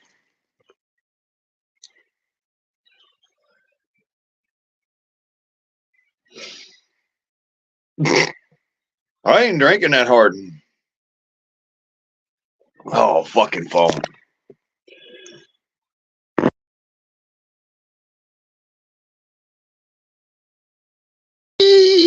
Phone. Okay, there we go. Yes, I can. I cannot drink like that man can. I don't give a fuck what anyone says. Look, when I was younger, maybe I might have been able to keep up with him, but dude, my liver's toast. Fuck that. I ain't trying to keep up with Joe. Like Joe, you I ain't gonna try and keep up with him. It's more like I'm just gonna maintain a good goddamn buzz so I can sit there and laugh at his fucking antics. Motherfucker fought a ficus tree. I mean, if you fight a ficus tree, you got it. You got the tism, bro. You got the tism. Mm-hmm. Yep. You've got autism. You got the tism. Fighting at ficus tree, just like me. Like, bitch, this is my beer.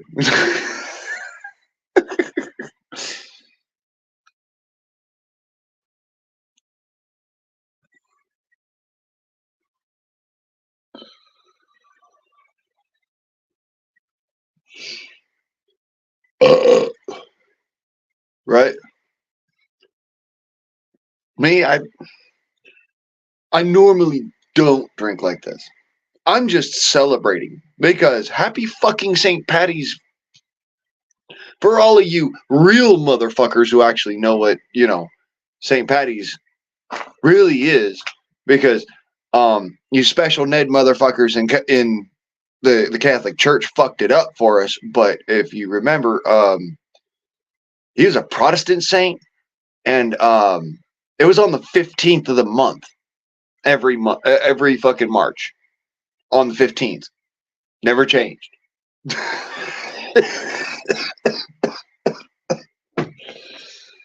Holy shit.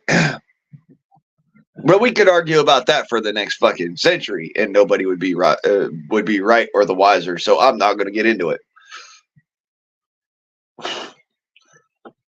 Fucking Catholics in there. Oh, it's going to be on Sunday.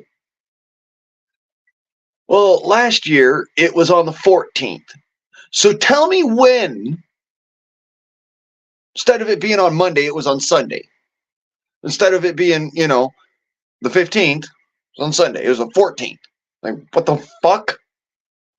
And then the year before that, it was the 25th or the 27th or some shit. And I'm like, huh? Like, why is it the fucking,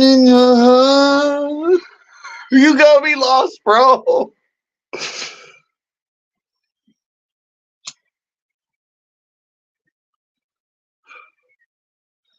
No, it was on the 15th of March.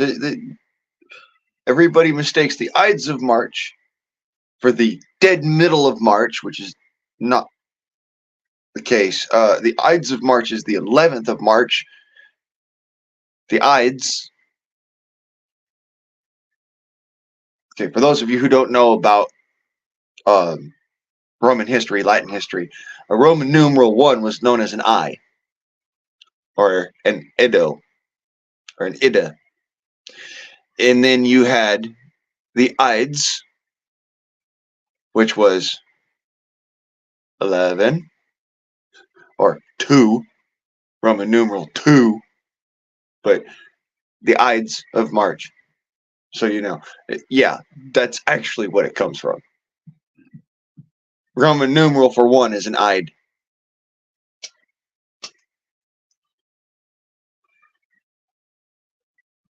an Ida, an Idis. I can't remember exactly because you got to remember, I studied Latin when I was 5, maybe 6. I studied Latin when I was so fucking young, I didn't know what the fuck I was doing. I was just looking at a paper in a book and going, hey, that sounds cool.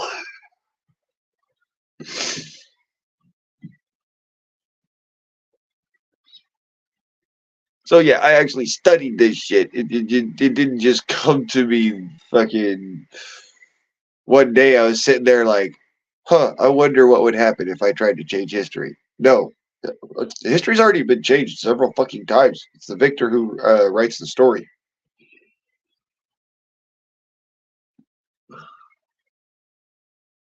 That's why they call it his story.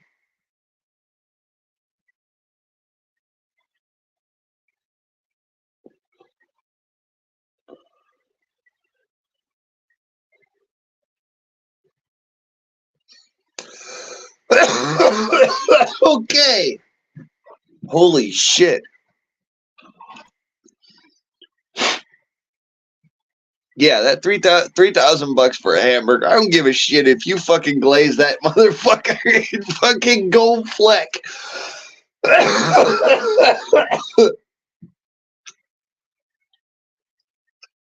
I ain't fucking paying no $3,000 for a fucking hamburger, bro. You can come to my come to my cookout. I'll hook you a hamburger for free. Shit, all you'll probably have to do is bring fucking tater salad.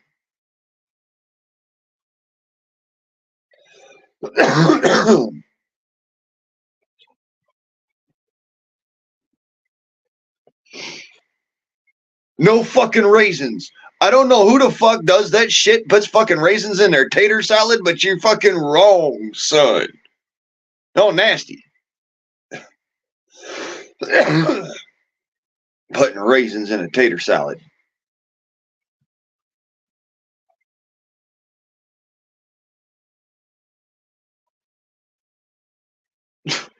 This is what we call a diabetes species. Diabetes special. He got diabetes.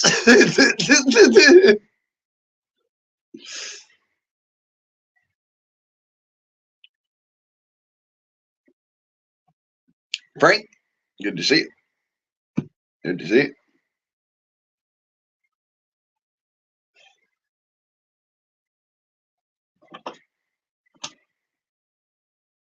I would not spend fucking $3,000 on a burger. Look, I can cook really fucking well, but 2,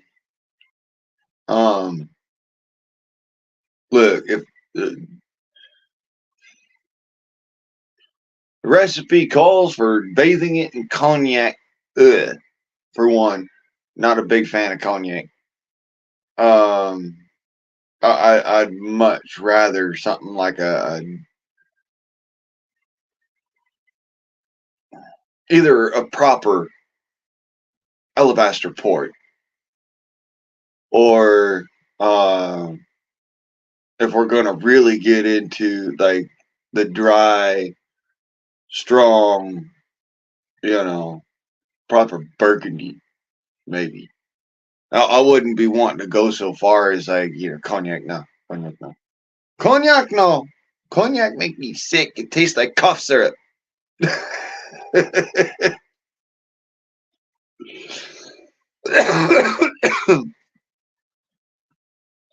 Well, truck is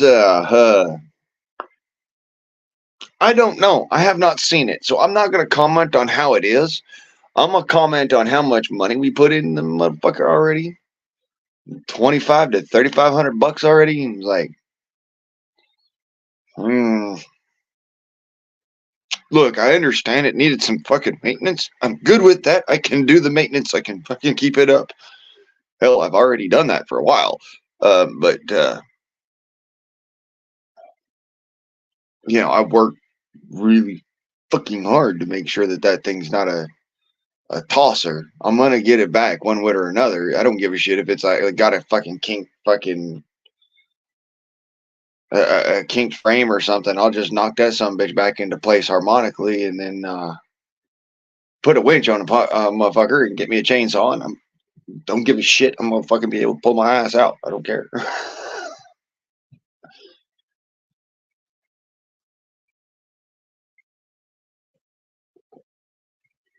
Yep. Yeah, no, dude. You own a big box store, you get what you want.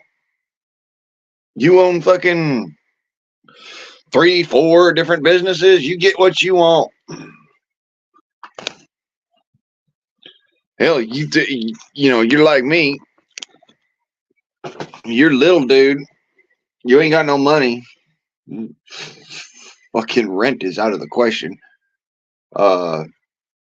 You're scrimping and saving and this and that, and barely fucking making a damn bit of do. In fact, you're a deficit, really. I mean,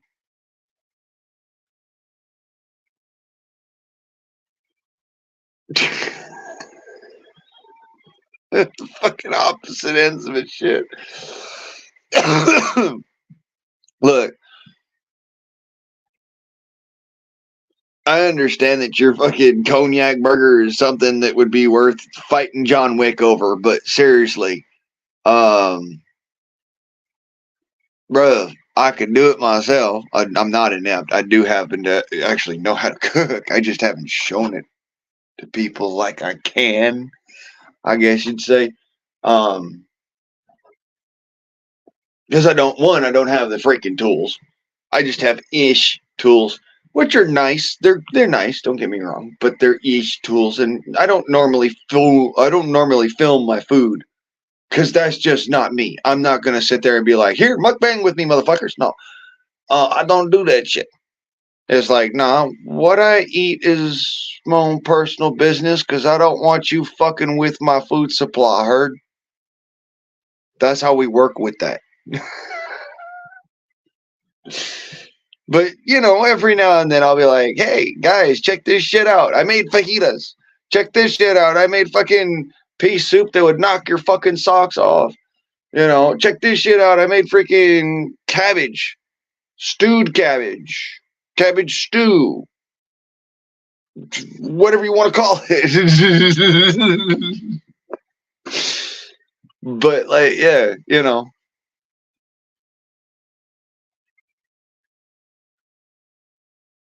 Yeah, you fucking crazy or something, brother. Sorry, but you spent $3,000 on fucking hamburger. Look, all right. Yeah, you must be cooking for Trump or something. I mean, all right. If you're cooking for Trump, I completely understand that shit, bro. Dude literally has what, a fucking hamburger and an ice cream, and that's it. It's like that's his little thing for himself. And like, we all have our thing for ourselves. You know what I'm talking about? Like vices. This is one of my things for myself. This is another one of those things for myself. And my vices, things I enjoy and also help me physically. And yes, I love a fucking good hamburger. Oh my God, do you not understand it? I know how to cook well because I got sick and tired of fast food.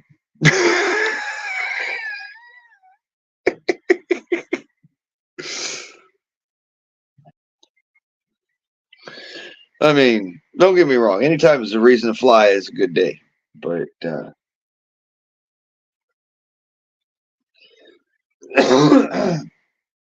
it's a lot of work to get up in the fucking. With the way that I keep my shit up, man. No, I would not be capable of keeping a plane maintained and properly hangared to be able to do such things. Just not on my salary. I would never be able to do that. I mean, don't get me wrong. I keep on climbing the freaking private security ladder. Hey, maybe one day, you know. But I need fucking better arms. Need to get around that, whatever that horse shit is. And, you know, of course, renew my guard card. That's going to be another fucking thing. Last time I fucking renewed my guard card was, fuck, I was like 21. Ever since then, I've just done private property security and, you know, I'm fucking good at it. You know, nobody's going to fucking march on my dick. Trust in that. They come looking for something, I'm waiting. And unlike other people, I do shoot back. And I don't ask questions first, I just do it. Why? Because I've been shot at. I've been stabbed. I've got a fucking enough holes in me. Thank you. I'm gonna fucking drop your ass. I have full volition from the property owner. Nobody else is supposed to be on the fucking property. So if you're here, you get one warning. That warning is, hey, motherfucker, run. And that's it. You make it over that fence, good on you. If you come at me, you will drop where you stand and let the wolves cry.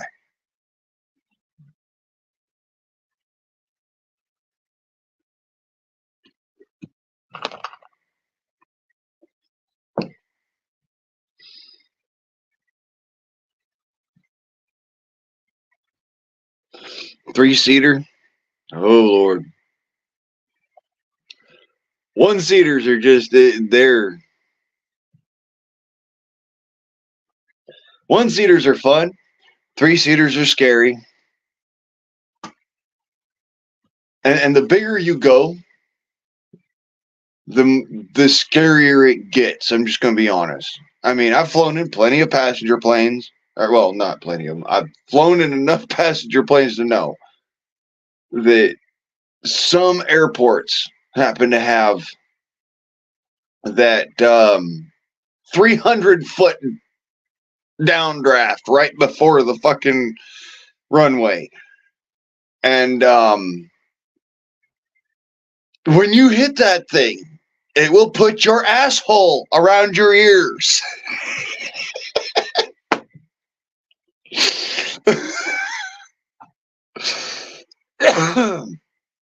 And so yeah, on a commercial plane, when you know, airliner and whatnot, when you go into certain airports, like for instance Los Angeles, when you come down and it goes that 300-foot drop in elevation, woof, because they are coming in over the top of the ocean and then dropping down over land, and they're coming in real sharp and stopping. You feel that it's like, whoa, shit. What the fuck just happened? My ears popped. You know what I'm saying? And you think you crashed for the first 45 seconds and then you realize everybody around you's still alive and you're like, okay. So that was uneventful. Thank God. I'm back on the ground. I'm never getting in another fucking passenger plane again. I'll fly a glider suit or a jet suit. All right. You know, a wingsuit, a jet suit. I'll fly a freaking ultralight, you know, powered glider. Basically. Powered swing arm bar glider. And I'll do that all day. I'll be fine with that. No higher than, you know, 1,000 foot. I'm not going to take that thing higher than 1,000 foot. Just because that's, you know, what you're supposed to do with that. But like I said,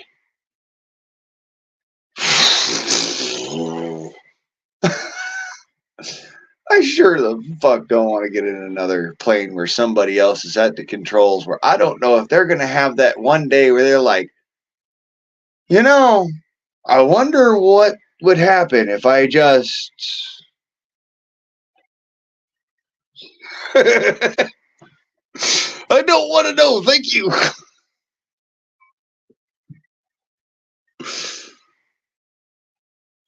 fucking DEI hires and shit. Just like, hey, wonder what would happen if I just...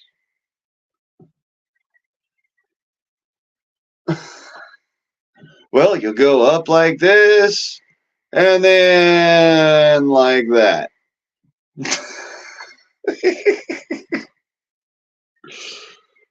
Personal helicopters, those things are fucking cool, man. I thought about that. I actually thought about getting like one of them little personal helicopters, like the Wasp or the little Viper, or what was that, the auto gyro. But you know, I don't want to fucking fly it. I don't want to fly an auto gyro. Thank you. No. I would rather have a personal helicopter. At least I know that, you know, I have the knowledge and ability to be able to torque those fucking things all down to spec. Just all of them tight. Every time you before you take off, everything gets torqued down. Every fucking little nut, bolt, nook, and cranny in that son of a bitch gets fucking, you know, it's loosened and retorqued. Because a fucking helicopter is, every single bolt in a helicopter is trying to get away from itself. Down to every single nut and bolt. Everything in that helicopter is trying to get away from itself. And the only thing that's holding it together is the torque on the bolts.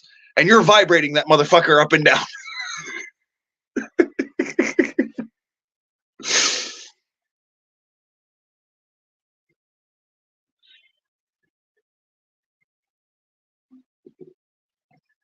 Because you got to remember, you've got these blades spinning like this, but when you've got the motor running, because you got a little piston motor most of the time in these personal helicopters that are sitting there pumping away, running a differential transaxle that runs this gear down here, that runs the shaft, that runs the freaking blades up top. And when those blades are going, there's this, every time that, you know, this thing comes around or it gets like a backfire or something, there's a lot of vibration that goes through the whole fucking machine. And then on top of that, you've got this flex up and down of the wings under different air loads. And so this whole thing is trying to shake its fucking self apart. It's just trying to get crazy with itself and just shake itself apart. So every time that you land, you have to sit there and torque bolts down. That's how a fucking personal helicopter is. And you should do it. And you should be that way. Just because, guess what? You do not want to fucking fly with them things coming apart.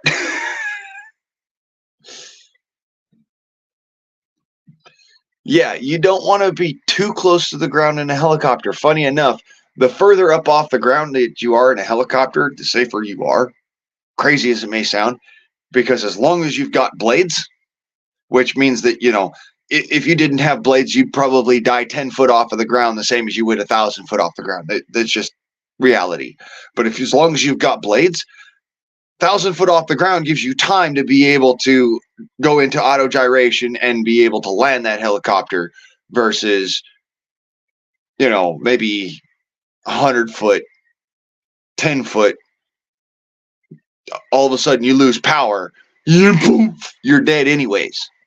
So 1,000 foot's actually better in a helicopter.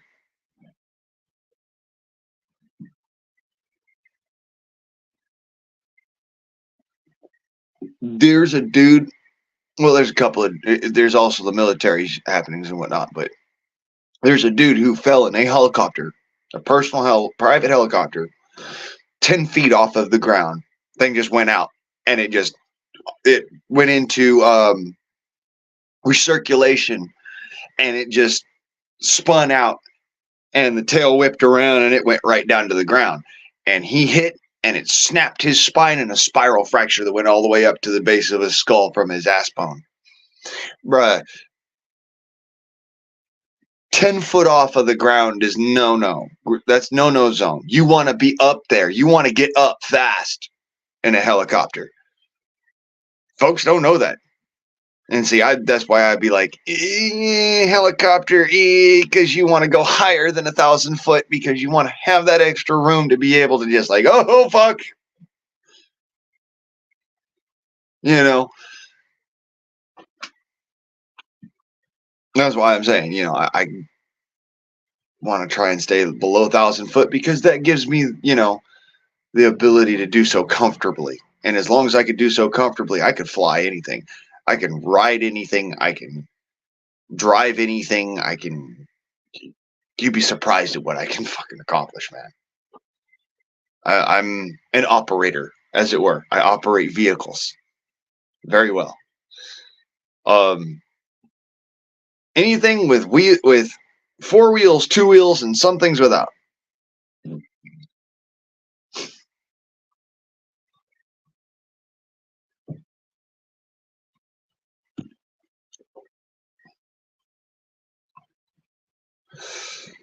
Yep, that is, some jackass just paid Billy $3,000 for a hamburger.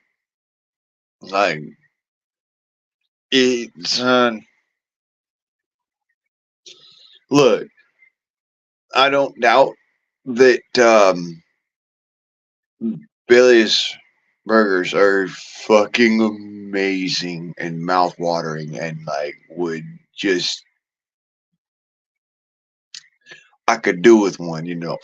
But I'm also saying like $3,000 fucking dollars for a fucking hamburger is like,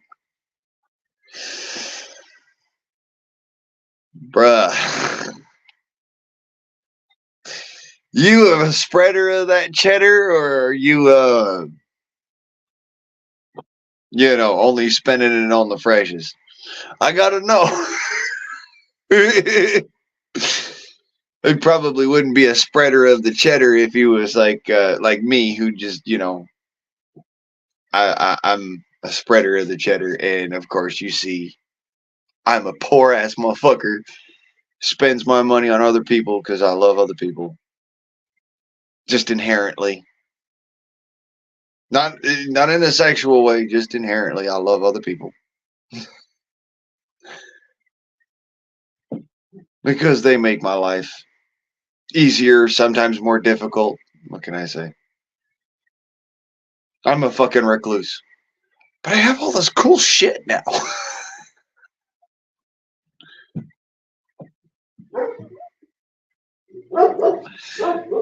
You're amazed that you have witnessed some shit? Witnessed. Okay, you said witness. You want witness. That's what you meant.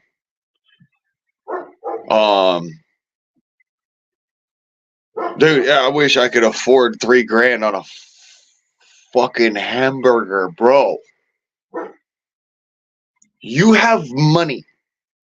There's no denying that shit, okay? When you can fucking flitter away $3,000 on a fucking hamburger, you've got money. I wish I could afford $3,000 on a fucking hamburger. I actually would. I'd be like, hey, Billy, let me try that fucking hamburger, bro. But I'd be like, I want to see what this $3,000 is all the fuck about.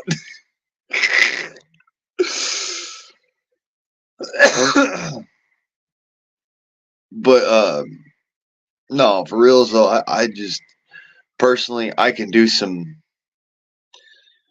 pretty amazing shit myself, and I just don't normally post all of that shit all over the web. It's like, you know, most folks, they look at me and they're like, well, he knows a couple of things, I guess. I mean, I never see anything from him. Like, well, he shot the dirt a couple times, you know, he shot a couple air rifles. He used to own a really nice freaking sports car. I don't know anything about this dude, really. No, actually, I try to be honest with folks, but sometimes I come off a little ogreish.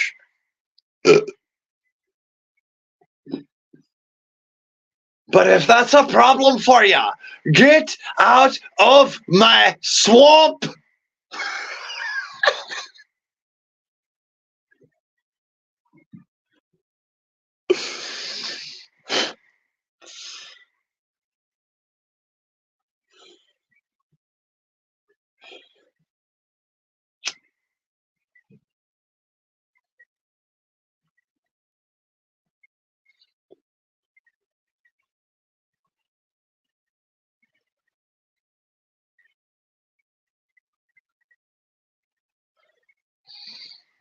So, back. Phone's doing it again. Another 10 minutes is gone, bud.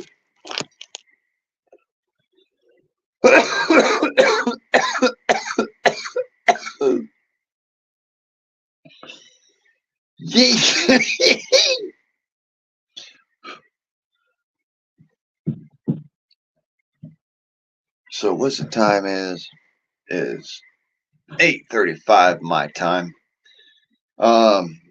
We have been at this at her 2 hours and 15 minutes. I'm gonna keep on going until they shutter the doors and lock the windows.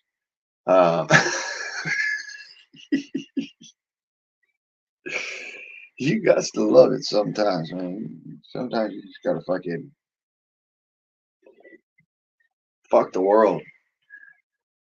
I'm in my bubble, and you can kindly fuck off. Thank you.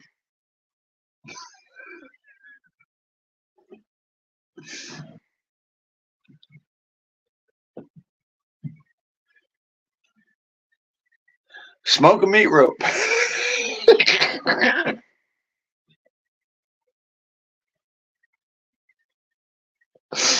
Oh my lord.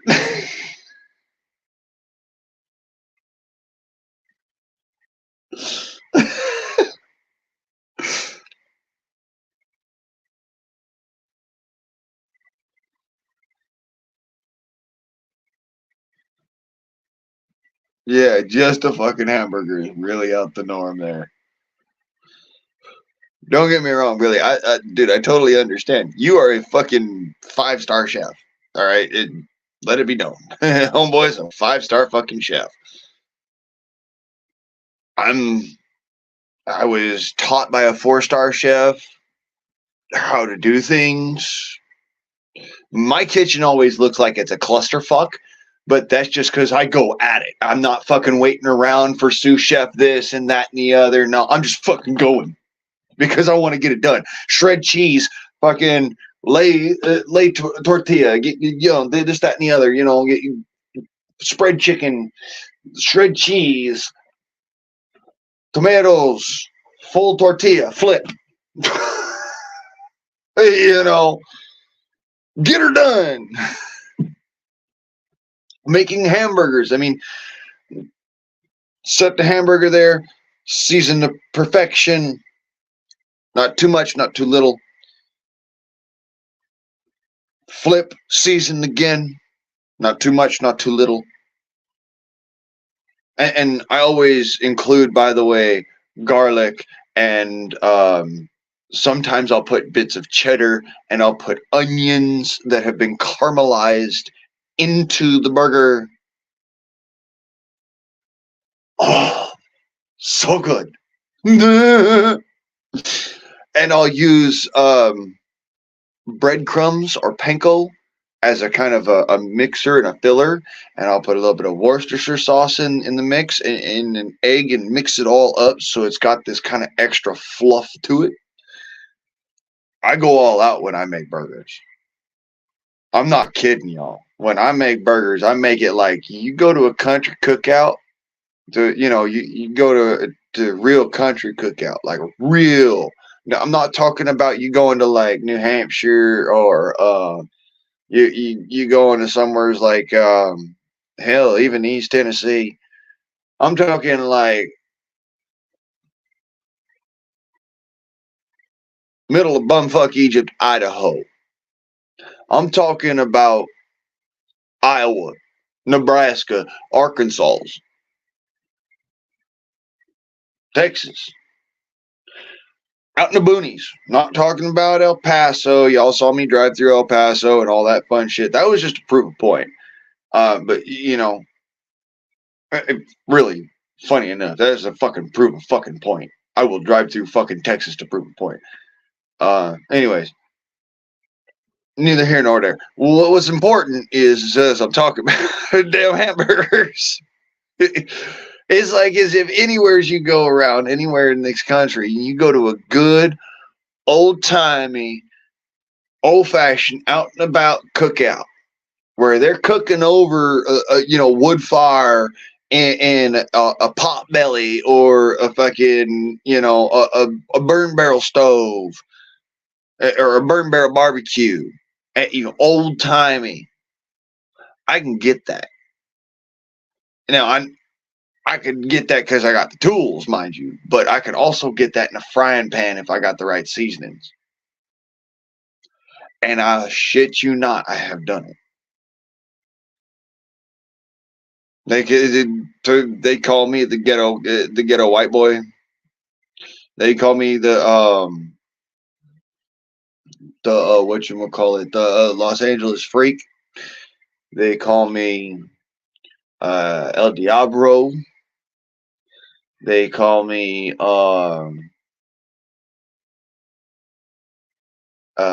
they've called me Special Ned, but who hasn't been called that one? But yeah, no, BP, the big BP. Watch Blaine cook. Because I do that. I do cook. And when I cook, son, if you's ever over for a meal at my house or, for dinner or whatnot, and it's me cooking versus like my mama or my sisters or my grandma, they are fine cooks in their own respect, what I'm just says. When it comes down to Southern, and when I say Southern, I mean Southern, down home cooking. I'll make you beg for more. And when I says beg for more, I mean it. I mean, you'll be sitting there like, please. And I mean that shit. Just sitting there like, please give me more. Fill my ass. Fill my ass up. I want a full stomach off this. This is home cooking. This is grits and fatback. This is collard greens. This is, mashed taters and mashed taters and chocolate gravy. This is, and I'm talking. I do the do. I do the do. So yeah. If y'all ain't never had mashed taters and chocolate gravy, oh my god, so good. So fucking good. I'm gonna have to make it someday because y'all be sitting there like, how? You put chocolate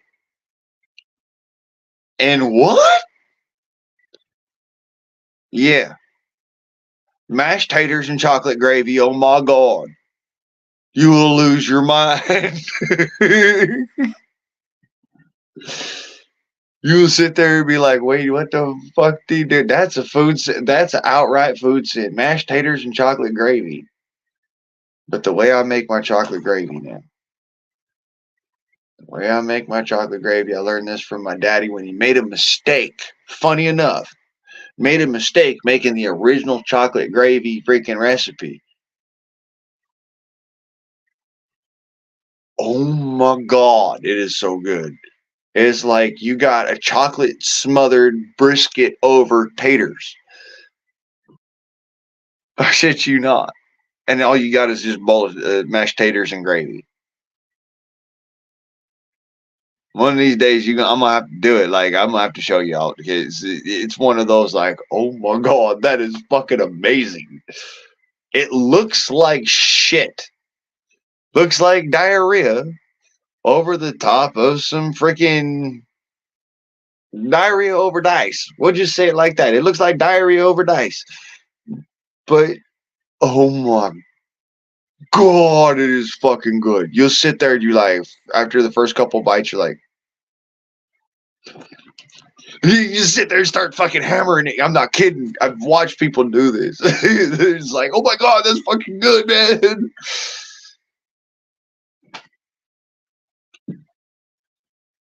the trick is you start it off as, and my dad didn't have the original ingredients to do this with, so he did it all by scratch out of the seasonings in the freaking cupboard, mind you. So I want you to understand that, all right? So he did all this with the seasonings in the cupboard. Beef bouillon to make beef broth. Make beef gravy. Starch. Use your starch in the cold solution into the hot. Or you cook up a roux, which is what we did at the time, which is way better. Way fucking just way fucking better. Hands down, way better than a starch. A roux gravy is the shit. So, we made up a roux and then, mixed in the broth with the roux and then mixed in several bars of Baker's bitter chocolate, Bitter's baking chocolate. The baking super dark chocolate, not semi-sweet, but super dark. This stuff was just, it was bitter. You mix that all together, all right? And you just let it thicken up and get nice and happy. And then with a fine sprinkle, and I mean a fucking fine sprinkle of garlic powder over the top of the gravy, mind you. This is before you serve it out. You do a fine sprinkle of that over the top of the gravy. And then you go and you dole out potatoes, straight mashed. You could do straight mashed, or you could do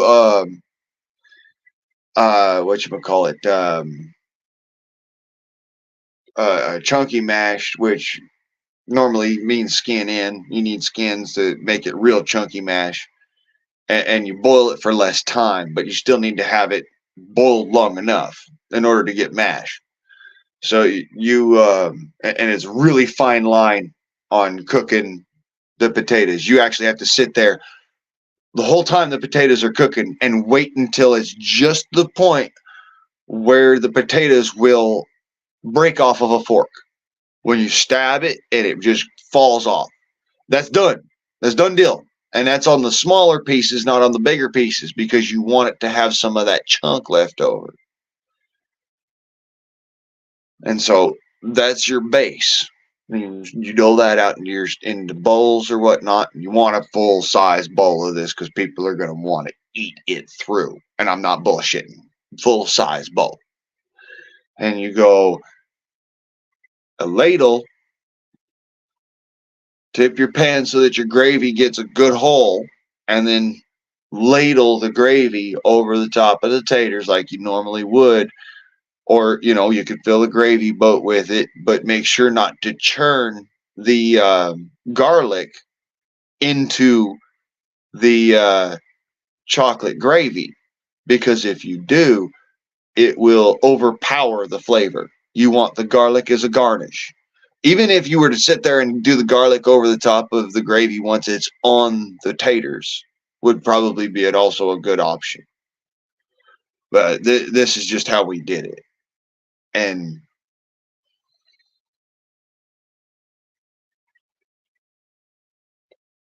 oh my God, that was good. It was one of those moments I was sitting there, I was like, I stood up from the table. I looked over at my dad and I said, Dad, I want you to know something. You have outdone yourself. And then I sat back down and I finished my bowl and I says, may I go get another? I bullshit you not. When I ate this shit, is the same fucking way. First time we ever made it. And I watched him make it, and I'll have to do it on a video for it, so you can actually see me do it. And I will do it exactly how we did it. so that I can get it just perfect. I want the roux done right. I want full mother out and all that of the roux, and then I want to get it to set up and be right and thick and proper. And I'm going to have that, and I'm going to dust it with just the very finest garlic powder.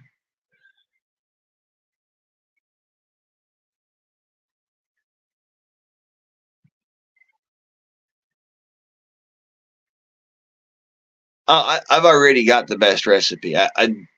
Billy, I know the best recipe for roux. My daddy taught me that. Little trick, son, from the South. Little trick from the South. Yes, you use a little bit of butter. In fact, you use a lot of butter. A lot of butter, and you got your flour and whatnot. You mix that together, and you let it get good set up. But the roux, just to give it the extra tingle on the tongue, on that happiness. Just so long as you ain't got nobody who's allergic to it, mind. You got to be careful about that. You don't want anybody who's allergic to it. But just a little tip of the peanut oil. Just a little tip of the peanut oil in there, and you, son, it makes some gravy. You got to know what you're doing. Like I said, my daddy taught me, and I will be sure to make a video of that at some point in time. I'm not guaranteeing tomorrow because, you know, stock and stupid and whatnot. But that is on the agenda. Chocolate gravy. I'm going to have to show y'all how to make my daddy's world famous chocolate gravy. And when I says world famous, I mean, they was making this chocolate gravy. I think my grandma used to make this chocolate gravy before, back when my dad was a kid. I'm pretty sure that they learned this shit from the fucking Navy. My daddy learned it from my granddad, from my grandma and whatnot, and I'm pretty sure they learned it from the Navy. The modifications that we made were in lieu of no paprika and we didn't have straight, beef stock. We had beef bouillon and butter. So we did a lot of butter. Boy, that come out. Son. Yeah, I'm gonna have to do it again because it was one of those. I remember living in Ogden, Utah, and we had for the first day we had chocolate gravy and we had chocolate gravy and waffles, and that was fucking amazing. I don't know how, I don't know how to explain it, but it was the perfect sweet and salty and bitter and umami and spicy. Funny enough, and the next day we had chocolate gravy and taters, and my God, chocolate gravy and taters. And then the next day, because we made a lot of this gravy, mind you, the next day we had chocolate gravy and biscuits.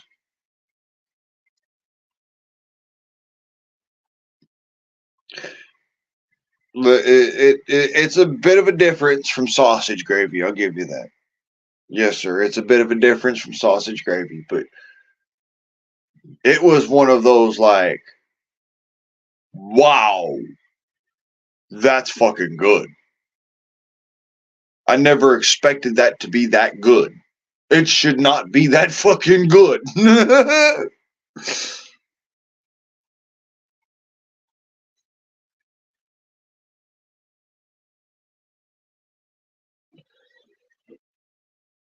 Yeah, you probably know this recipe by heart, Billy. But one of these days, I'm gonna actually show it off, and I'm gonna be like, "All right, folks are gonna see this," and they're gonna be like,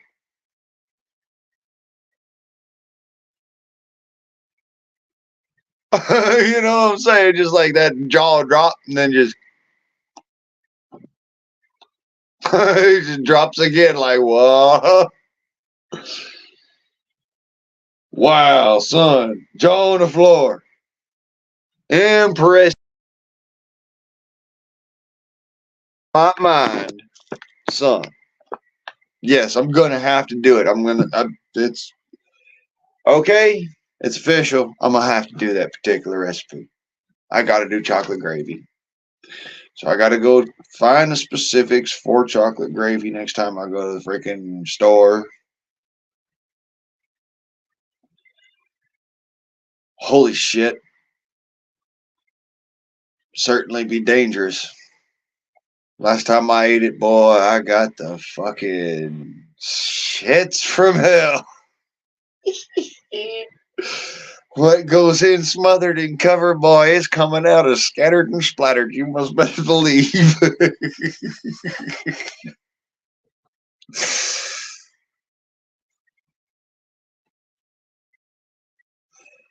Yeah, I'm gonna show it to you. Don't worry. It's already guaranteed. I'm gonna have to do it. You're right. I'm gonna have to do it. So, looks like I'm gonna be making shit on a shingle, or chocolate gravy over bread, and I mean chocolate gravy over taters, and we're gonna find out what chocolate gravy looks like. Y'all are gonna be like, "What? Okay, that's impressive." You gotta have enough roux to balance your stock and what my dad called fondle, which is your chocolate and your butter, and because you're adding butter after the fact of adding chocolate. This gets really fatty. You will have a lard ass when you're done with this. I guarantee it. It's gonna be like it's literally one of those. If Larry the Cable Guy guzzled this shit, I guarantee you, the man would have a heart attack by the time he's done. That's why you don't guzzle chocolate gravy, even though you want to, and I know you do. Trust me, this is one of those. My God, it's just that perfect balance of salty and sweet, and chocolatey, and spicy. In the background, just weird kind of spicy. And you're supposed to do it with paprika, which is probably why it's a little more spicy. But the garlic surprised the shit out of me. I mean, honest to God, just surprised the everlasting shit out of me. Garlic fucking just because I'd had my grandma made it, and she made it with the paprika and did it like we do it, where like I explained it, garnish it before doling it so that it has a chance to kind of swirl in the gravy. Um, you don't want to mix it heavily, is my point, because you want it to actually have that contrast of palate. So you let it swirl, and that's basically done by doling it out. Fondue, yeah. I don't know if this would be a fondue. I think this would probably end up burning in a fondue. I think this would be more along the lines of you make it hot, you dole it out, you let it cool for about 5 minutes maximum, and then you know dole it out to people. You pass it out to people. So it's like you make a whole meal for everybody, and it's like all at once. sort of thing. You want to eat it as fast as you can because two reasons. One, you're going to want more. Two, this is the other part. It does because of the chocolate. It tends to have solids after a minute, and it gets kind of solidified. So you got to be careful about that. You got to be quick about it. You don't want to be sitting there trying to reheat this gravy because it doesn't reheat. It just burns. So unless you throw in some water, in which case you're just thinning it out and making the gravy thin, and it's not going to stay that way. You want to eat it all at once. That's the point. That's the whole point of this shit, is you want to eat it all at once. It is made for the entire family. It is almost a freaking dessert, but it's actually supposed to be a breakfast.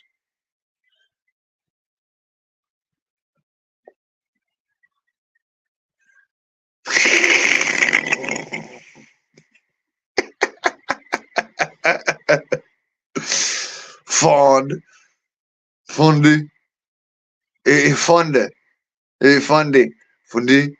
It's French. What can I say? I'm trying to say it like as I know it to be, what my daddy called it, what my mama calls it. I don't fucking know what you call it. Shit. Fond. What is it supposed to be, like a fountain pond? In which case, I got one out here for you. You want to go see it?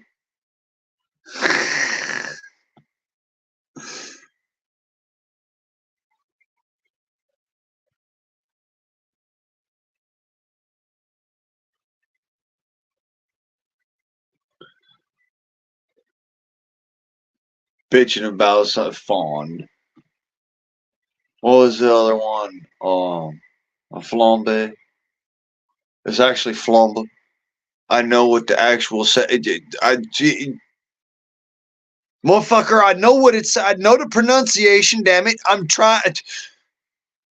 Don't fuck with my accent now. Them's fighting words. I might give you some of my southern comfort up your ass.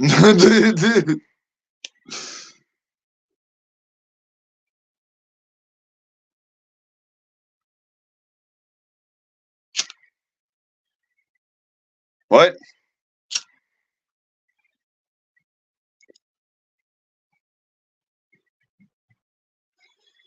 I thought that was fondue fromage. But hey, what do I know?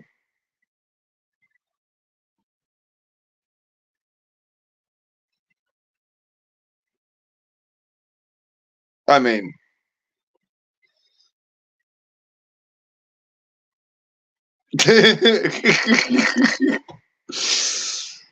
I know how to piss off Billy. I tell you what, you fucking fondue, motherfucker.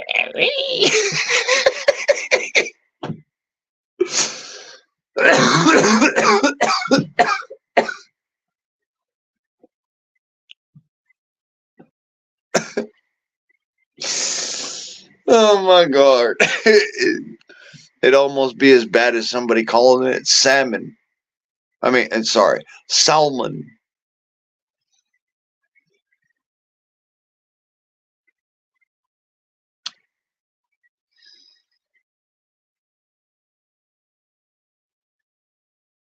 Yes, sir.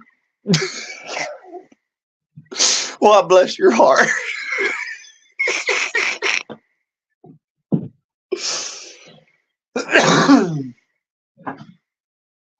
Oh, Lord. Mind you, if you walked up to me and called it a salmon, I'd look at you funny. Don't pay me no mind. You might be one of them weirdos that actually pronunciates every damn thing he sees, and then in which case it would sound pretty funky because your almost says it as you would say it. Your insigit is looking. All right. And don't tell me how you describe a watermelon. Oh, Lord. Oh, that's funny. Oh, watermelon. You what? You got me giggling. There's something wrong. You do what? Watermelon. No.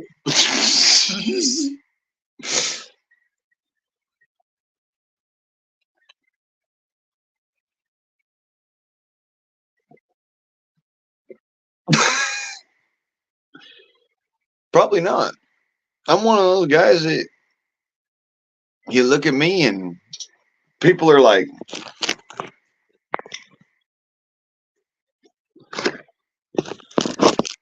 you look at me and people are like, what the fuck?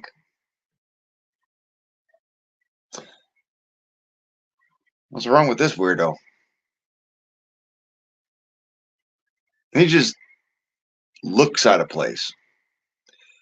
Like, I don't know, like a cross between a century too early and a century too late. Like, I don't know what to say about this man because he looks like he's got 1 foot in the 1800s and 1 foot in 20 fucking 100 and shit. And I don't know where to put it. I don't know how to figure it. There you go.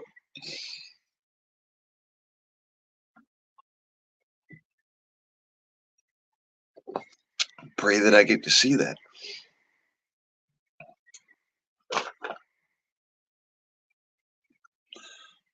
You're big and you'll fuck me up.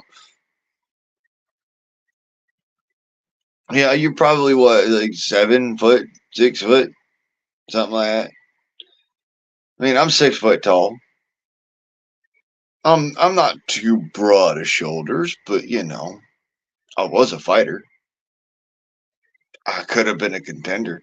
I'm not gonna try and push it too far, but you know. I was a hell of a fighter. So and I always used to fight guys who were bigger than me. Like that was my thing. Like dudes that were taller than me, I'd just smile at them like, don't hit me in the back of the head, whatever the fuck you do.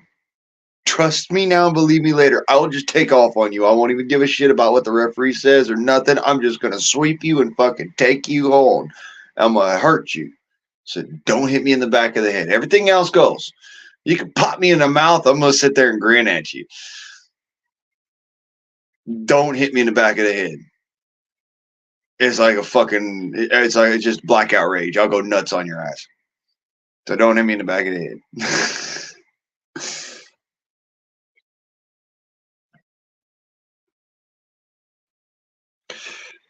Hey, Ed, I've been up to a 180, a 189 when I was younger, and I was actually, you know, in my prime and in my fighting fit. I was up to a 189. I could whoop some ass, son. I was there. I was almost 200 pound league, but don't get me wrong. I was more into it for the martial arts. I was more into it for the mastery. So just for the mastery of an art, not necessarily because I wanted to be like, oh, I'm fucking badass. Look at me, I can fight. No, motherfucker, got your nose. Faster than the camera can follow. Got your nose. You know what I'm saying? That's why I did my. That's why I did Wing Chun. I practiced Wing Chun because just fast. Got your nose. So fast that it's in like the span of 1 or 2 frames of the camera, so you can't even see it on the freaking camera. Just you can see me get ready for it. You can see the lead for it, but you can't see my hand move. And even in real life, I mean, I've practiced on the mastery of it, even with it, not this string, but I had a string in my old freaking garage where I just sit there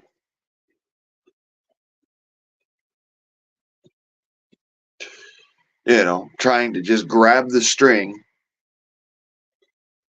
and let it go so it wouldn't move. You know how fucking difficult it is to have that kind of precision? So where you can just grab the string and it doesn't move. Now, mind you, my focus was on the string and not on the beer bottle, but you get what I'm saying. Just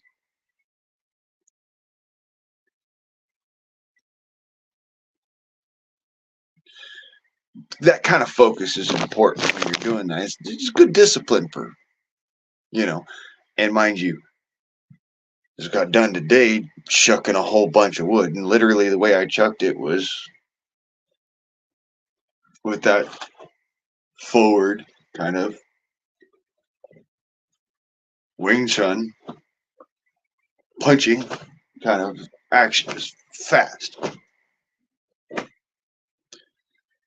You can kind of see that in the frames of this, but I'm watching the camera here, not my hand. I'm watching my hand in the camera, and you can't see how fast I'm moving that. That is a trip. I am fucking tripping out on that shit. That is cool. You guys ought to see that. Just my hand is gone. And that's all martial arts. That's learning the martial arts and mastering it. Using it to speed, to get power, to learn all of those things. I learned all of that when I was a young kid.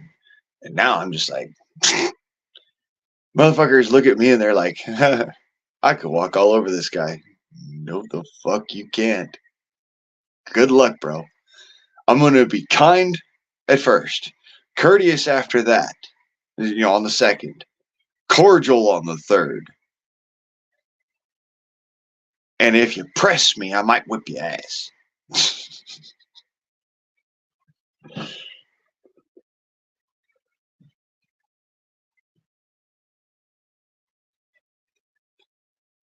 Yeah, don't get me wrong. I didn't pay any rent on fights, but I earned my respect on the street. Like, dude, no, this dude he's this crazy white boy. Don't fuck with him because he will literally fuck your ass up.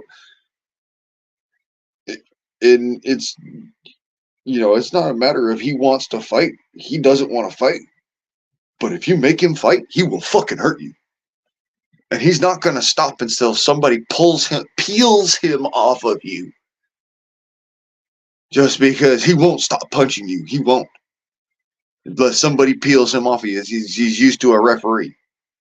So if he does, he's not going to stop punching you. He's going to wait till somebody peels him off of you.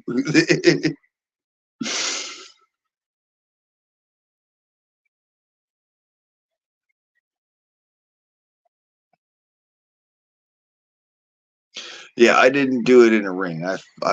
Any fights I ever had were, like I said, street fights on the street. And I was just simply for respect. Like, dude, look, if you don't like me, if you got a problem with me or whatever, we can go hands. But for real, I'm just trying to be a friend. I ain't looking for trouble. He's like, no, I ain't. I'd like to be your friend, man. I no problems. But I still want to go hands with you. Shit.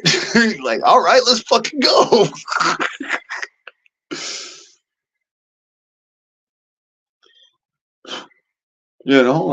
That used to be me. Like, let's go out back, or let's go out in the alleyway. Just fucking rock it out, dude.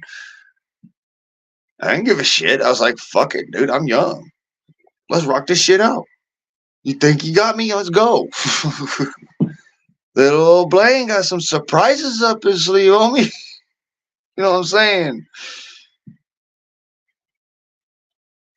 But anymores, I'm like, I don't want to fight. Yeah, I'll whip your ass now, but I'll be fucking hurting for 3 days from, I guarantee it. I'll be hurting for fucking maybe a month. That's just how it is for me. I fucking give it all. I fight till I give it all. And I'm the kind of person who fights for fight enders. I'm not a fight beginner. I'm a fight ender. That's the way my fighting style is fight enders.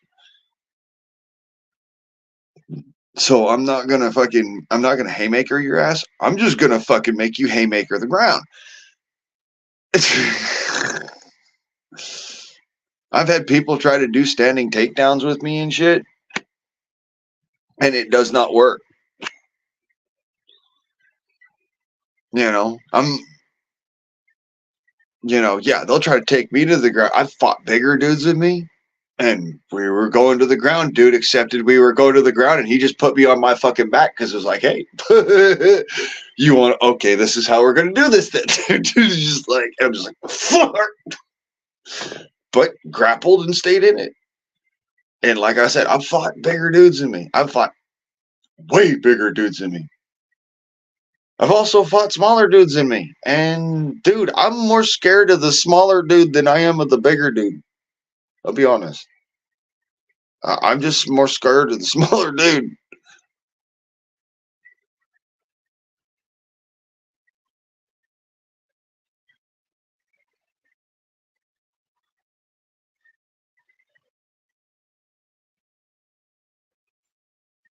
Where you at? Billy, if you don't know by now, motherfucker, you ain't been paying attention.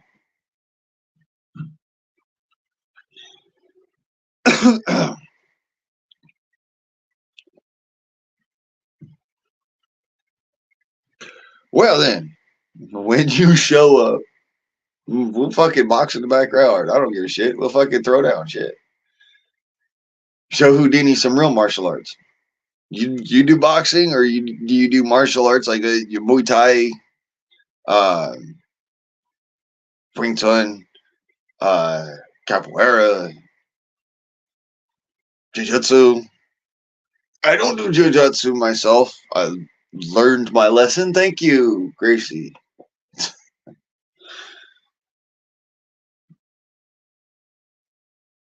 Turned my ankle inside out, and I was like, look, it's not supposed to bend that way. Thank you for teaching me a lesson. Thank you.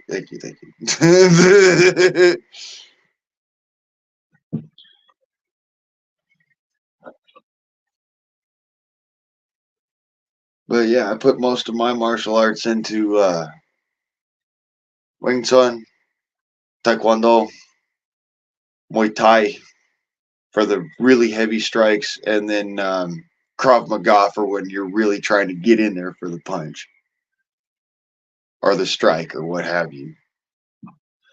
I like I said, I don't fuck around. I'm not a small time fighter. I don't do fights. I don't do big time fights. I was in the circuit for a while and I got out of it because I got into a knockdown drag out fight with a dude who was 3 times my size, 4 times my size maybe. And he landed a haymaker which broke my jaw, and then he tried to stab me in the chest, and this was during a home invasion.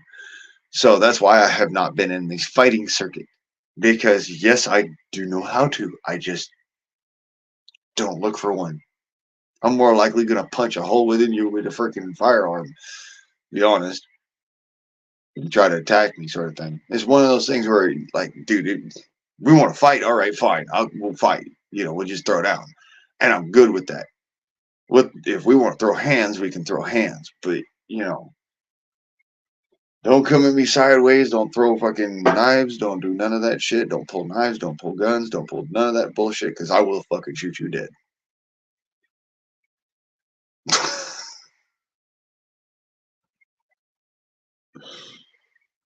And no hatred, nothing but love. I just fuck. I've been in too many fights, bro. I've been into one too many where it was like, all right, dude's trying to fucking kill me. He's literally trying to kill me. I got stabbed with my own fucking knife. Yes. So,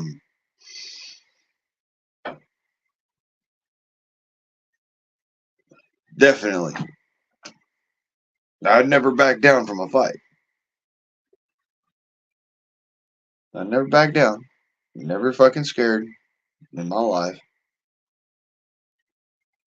I'll go hands with you, like I said. I go hands with anybody. Save for Mike Tyson. I ain't stupid enough to go up against Mike Tyson now. Jake Paul, what you doing, boy?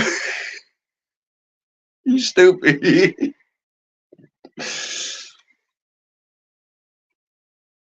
I don't go hands. I won't go hands with Mike Tyson. That dude, like, thank you, sir. Don't want no fights. Don't want no fuss, no muss. I'd love to spar with you. Not fight to be mean. Not fight to be full contact. I just love to spar with you is kind of like to get some of your wisdom, some of your knowledge, man, because you got years, you got decades on me. And what I know in Wing Chun is fucking crazy. And that's just Wing Chun. It's not even into like the karate. I practiced Bushido for a while. I practiced, what was it? I did Krav Maga for a little while. I did a bitty little bit of wrestling. I wasn't big into it. I don't like wrestling. It doesn't mean I ain't got no legs for it. It doesn't mean I ain't got no fucking grapple. It just means I don't fucking like it. I like to be standing. Because the thing about standing,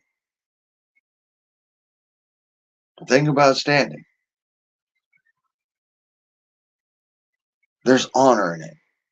There's actual honor in it. You know what? On the ground, it's all about submission and who's the bigger swinging dick. No, son, I don't want to know about who's the bigger swinging dick. I want to know who can last longer. I want to know who's going to say, "All right, I'm done."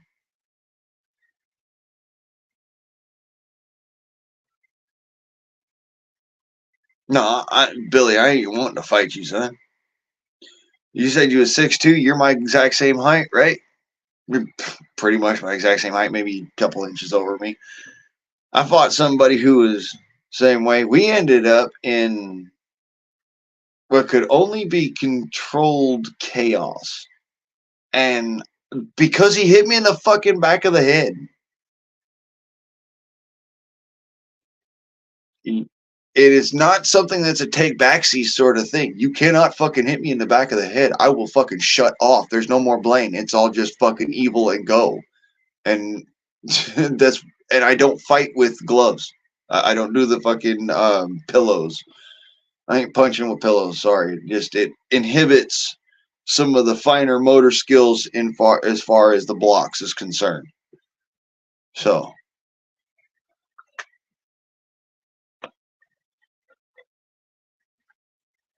and honestly, like I said, I'll do sparring, but full contact is a whole different story. If we're talking full contact,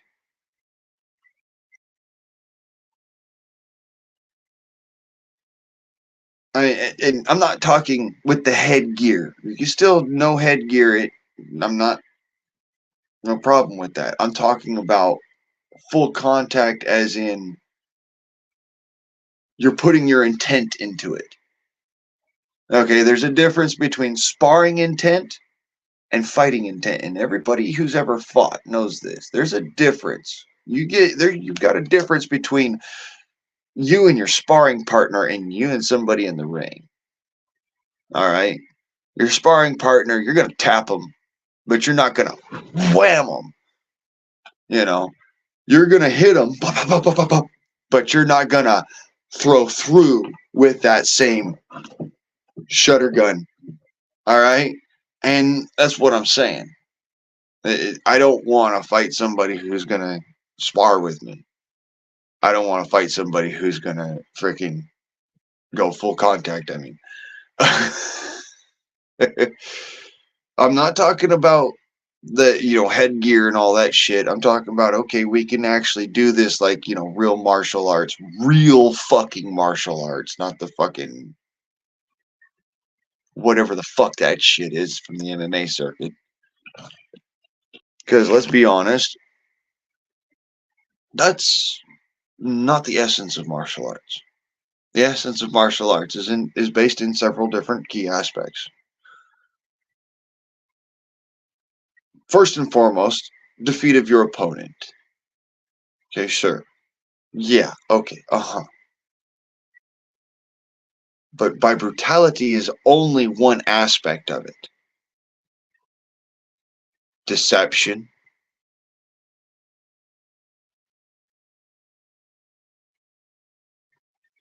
proper training and discipline.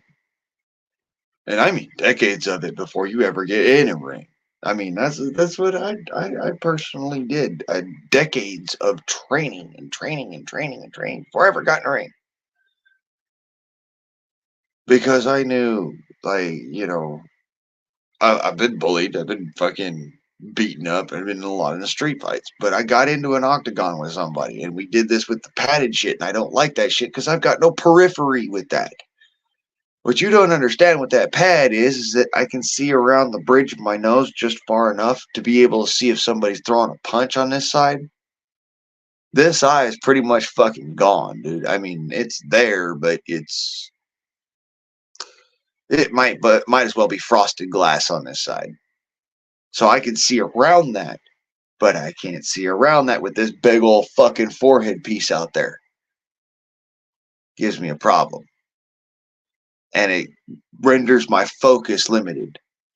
And that's why I don't like to spar with somebody who's going to have me in a fucking headdress. I just don't like it. Now, don't get me wrong. I'm all for, half contact. Half contact's fun. That's like, you're having fun. You're basically wrestling. You're playing. You're horse playing at that point. I love half contact. That's fun. Like, I just hit you with the back of my head, just smack.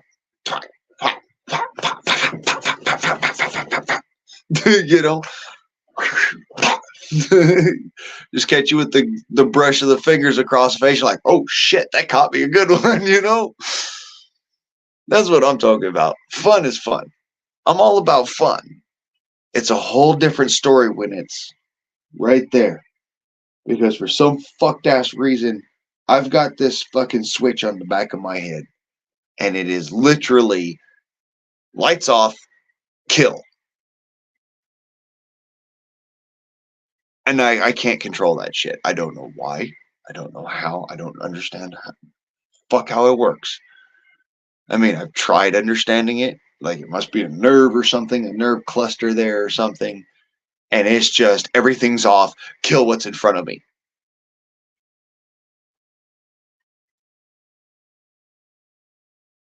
That's why I haven't fought in a fucking regular old ring, because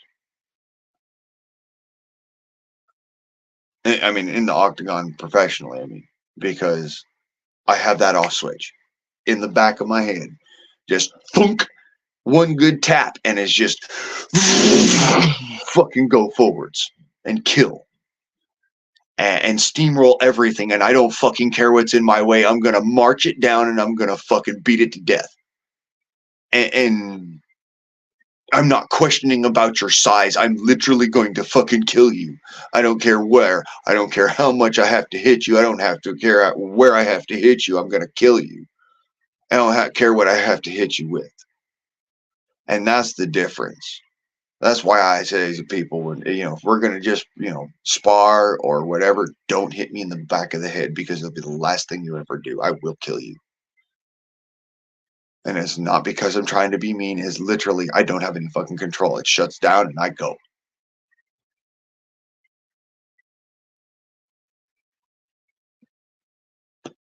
And that's why I don't fight people. I've been in a lot of fights. You got to understand. I've been in a lot of fucking fights. People have actually tried to test me, and it ended up bad for all of us. They had to choke me out after I wrapped them up and this is all like retrospect because I see it behind a veil of fucking like basically red. Hindsight 2020. I don't fucking see it as it's happening. It's just I'm going. My body's going. My mind is on fucking. I'm in the back seat watching somebody else at the fucking steering wheel here because I'm just fucking going. And I don't fucking care. I'm just grabbing and going and going and going and going. And wrap me up. I'm just going to start using my elbow. I'm going to start using my shoulder. I'm going to start using my fucking forehead.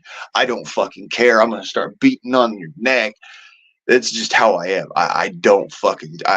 It's fucking wild animal. The crazy comes out of me. I lose my karate and my crazy comes out. And like I said, that's why I don't fight people, because like I said, I go fucking nuts when they hit me in the back of the head. And it's not like I'm trying to. It's like something just switches. And it's kill. Versus, and it's not like, a love tap, somebody hits you with a cuff to the back of the head, from the bottom or something like, the fuck? No. It's not like that. It is literally just a singular rabbit punched almost right to the square point of the back of my occipital lobe. Whack! That one that everybody thinks is going to knock me out. Instantaneous fucking evil. Instantaneous. I'm just the devil incarnate. I fucking kill everything in front of me. I will fucking literally beat up a fucking wall. It's happened before. And a couple of different occasions. And that is why I don't fight people. Like I said, I do not fight. Because if I fucking get hit in the back of the head, I'm going to go and kill whatever's in front of me. The only way that people actually have gotten away with it and lived through it, and I know there's a few people out there that have, is because they hit me and then they fucking ran. Or the one dude fucking wrapped me up, put me to sleep because he had to, because he had no other choice, because I was out there. I was everything, just go for it, kill, kill, kill.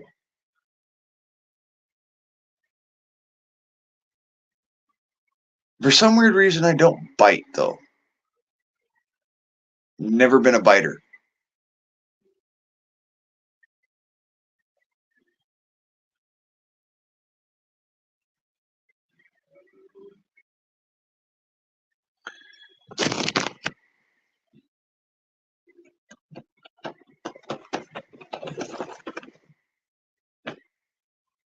Hey, the luck of the Irish be with you there, Debs.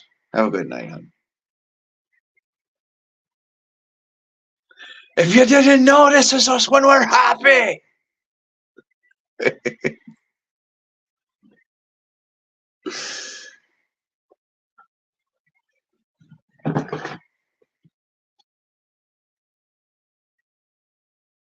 I'll be right back on that note.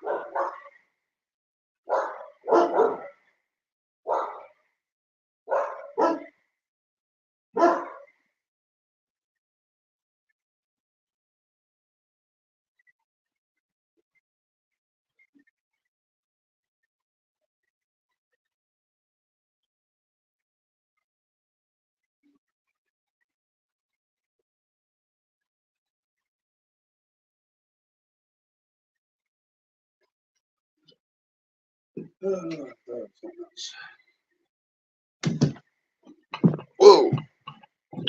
Fishing pole rednecks. What can you say? We're getting drunk. We're having ourselves a good ass time. And I just had to jump up because of possible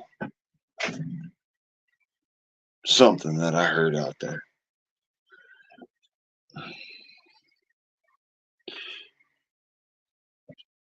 Cheers to Scotland. Cheers to Ireland. Cheers to everybody.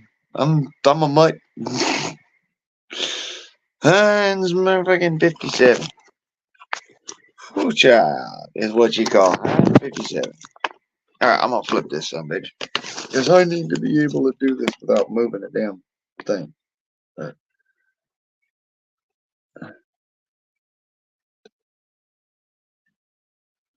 Everybody's having a good old time. You know, Billy's just having a good time. You know? Everybody's Irish this weekend. So happy.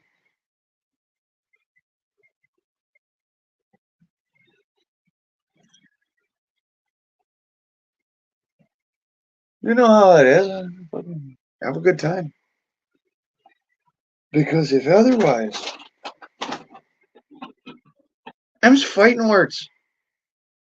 You don't want to fight me. I just want to have me a freedom for him. Have a good time.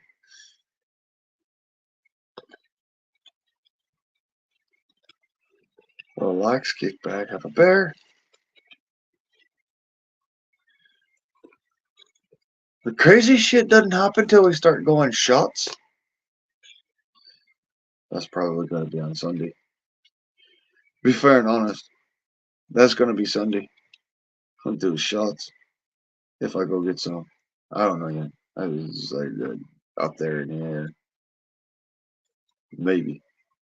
Probably not.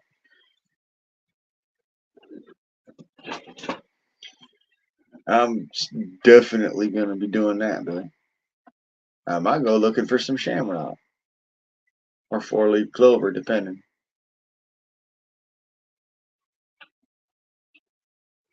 Well, whatever the case may be, even if it doesn't look like I'm wearing green, I'm wearing green. Let's be clear. Don't get no pinchy ass ideas. I've got it tattooed on my skin. I've literally got green in a tattoo. If y'all ain't seen it, go back and watch several videos back somewhere a couple of years ago when I got my tattoo. You'll see it. It was on the live stream.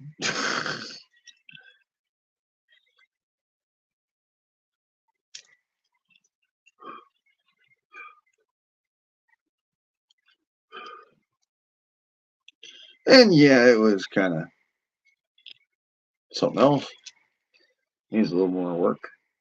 Cleaned up, tightened up. Quick little clean overlay, maybe.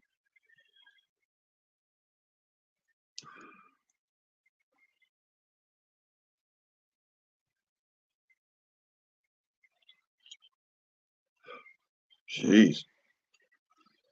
Yeah, maybe 300 for $3,000 for a fucking,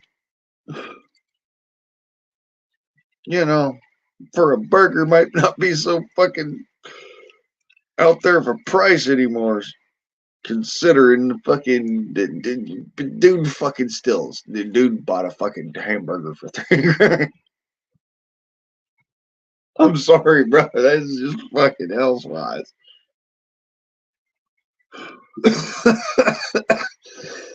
I'm sure your burgers are for to die for, but good God, that was something. That was there something there.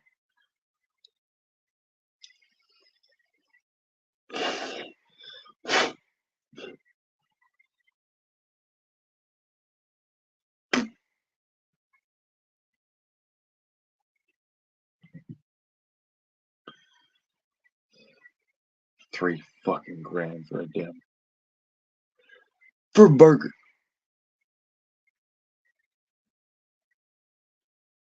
For a damn cheeseburger. Look, what is this motherfucker, Tony Stark or some shit?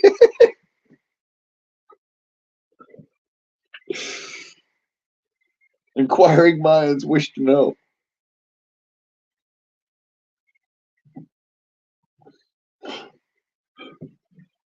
At a later date, I'm sure.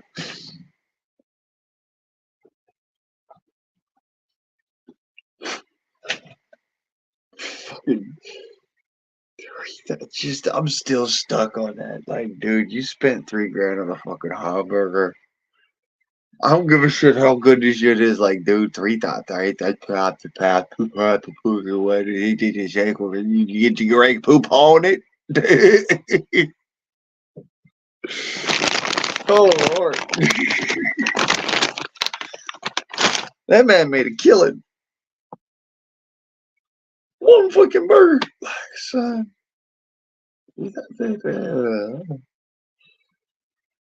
That better be a fucking just like exquisite fucking burger. And I mean,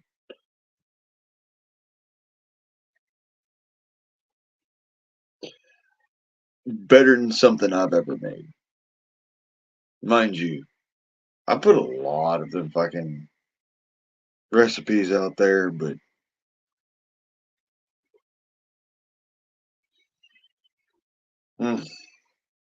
boy, I tell you what, some of my recipes I still to this day have not shared. There are some recipes where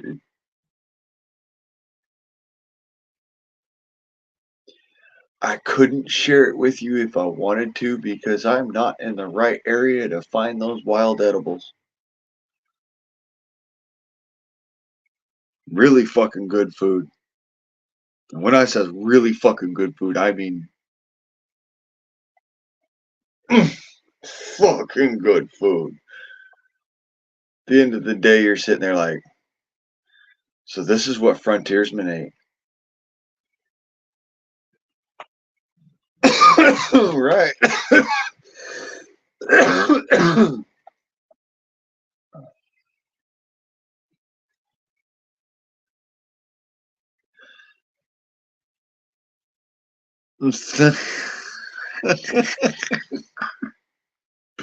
Three beers and you're all over, huh? Lightweight. I'm joking. I'm totally joking with you. I know you're a lightweight. I'm a lightweight too, is what it is. I'm a lightweight because I work my ass off all day. And that's how I relax my back. Rather than taking a fucking Flexeril because I don't have that prescription anymore, thank God. And I never want to have it again. Fuck that shit.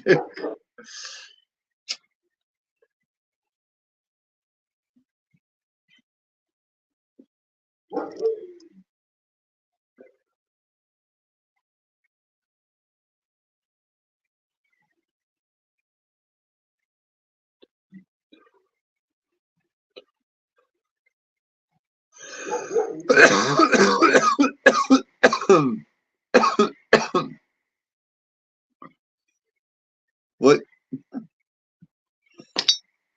You lost me, son. My number one troll.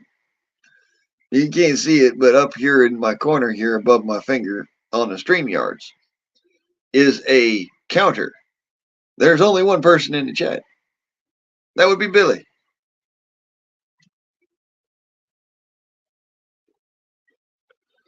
Fucking unbelievable, I know. Nobody wanted to come by and say hi, happy St. Patty's Day. Well, happy St. Patty's weekend. Weirdos. Nobody can agree on a fucking St. Patty's Day.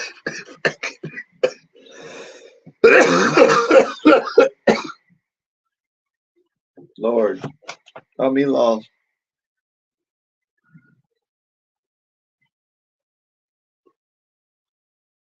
I'm having me a good kicking ass time.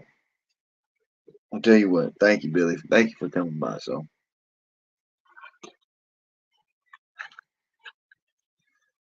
like, oh Lord.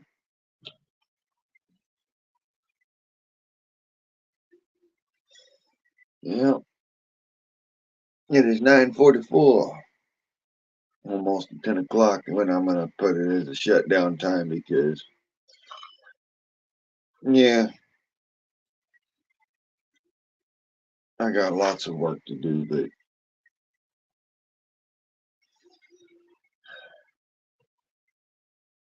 making tons of fucking noise ain't on the agenda. After certain hours, she just said. And of course.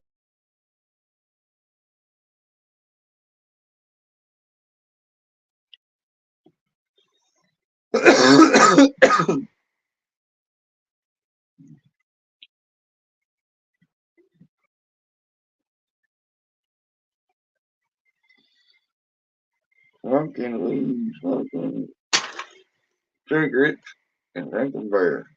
And I got me a buzz like that. Who needs hard drugs?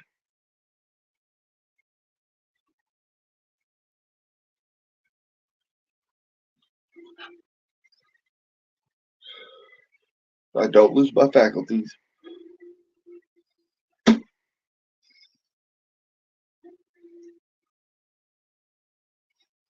I'm not an idiot.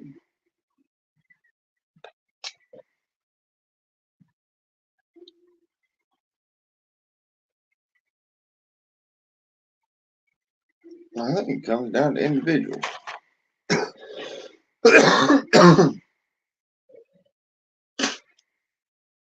What the fuck? I did hear something.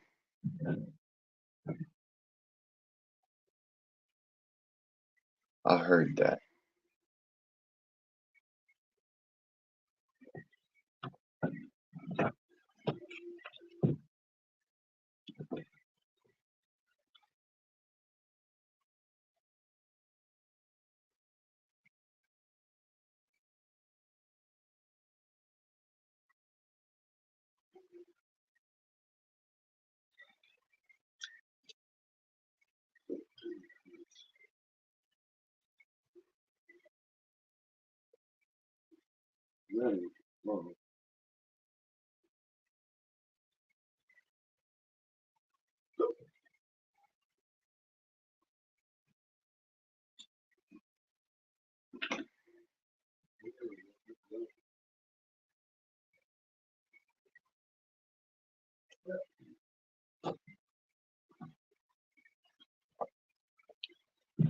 Yeah, there are critters out there.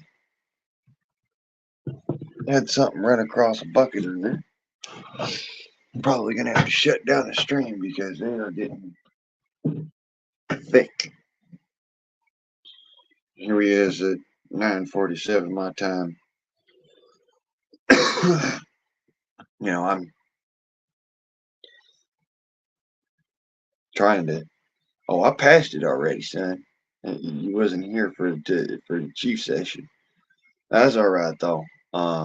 No sweat, no mind, no fuss, no muss. You go around, do a couple laps and come back. You'll get yourself a good old busty. As I was saying, we got some sort of critter running around out here at night, right through my backyard, and it sounded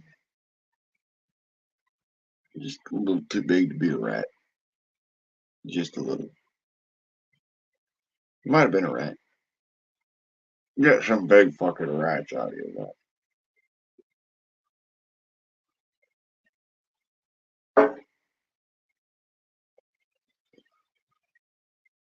I have shot some fucking ginormous fucking rats.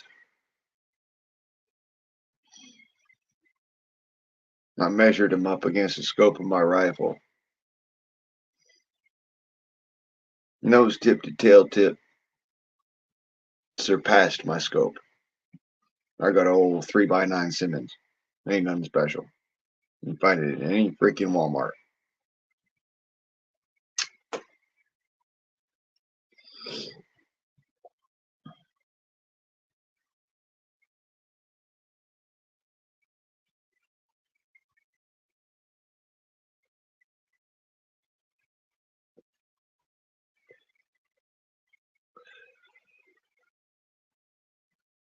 But anyways, talking about some big ass fucking rats. Nose to ass, like Oh, yeah, big around. I'm talking like, I don't know, give me something to measure against.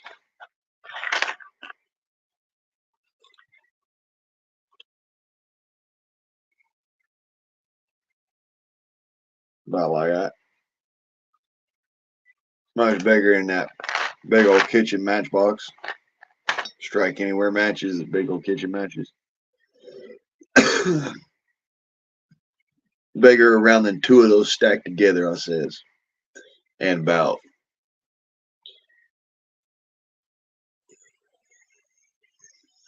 like a foot,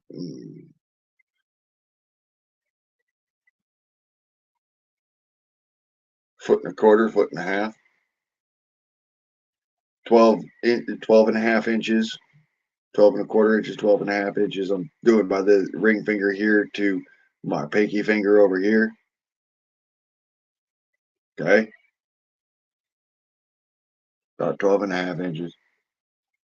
Big ass fucking rat. Now, I've shot some big rats, but goddamn, this was Ratzilla.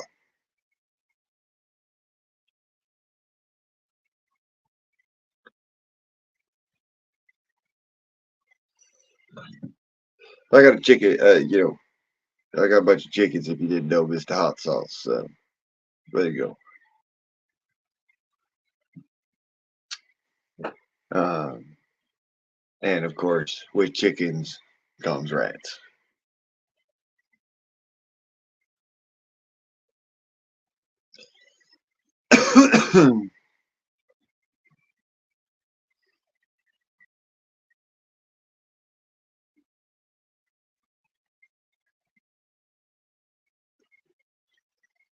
Shot some really big fucking rats out here. Pacific Northwest, it, that sounded bigger than a rat. That might have been a raccoon. We got rats that are this big. We got raccoons make a small dog cry. We got raccoons and make a big dog have a bit of a fight on his paws. And I mean that.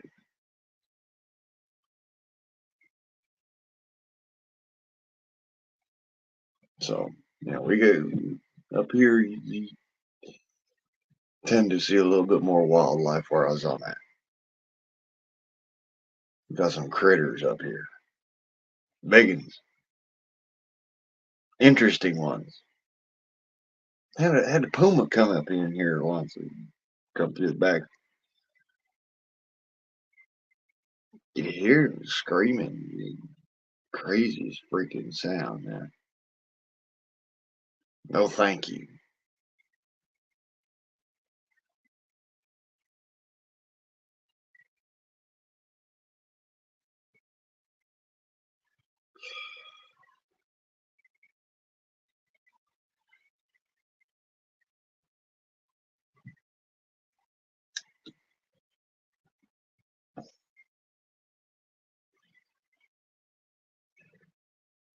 There's a reason why I carry a pistol.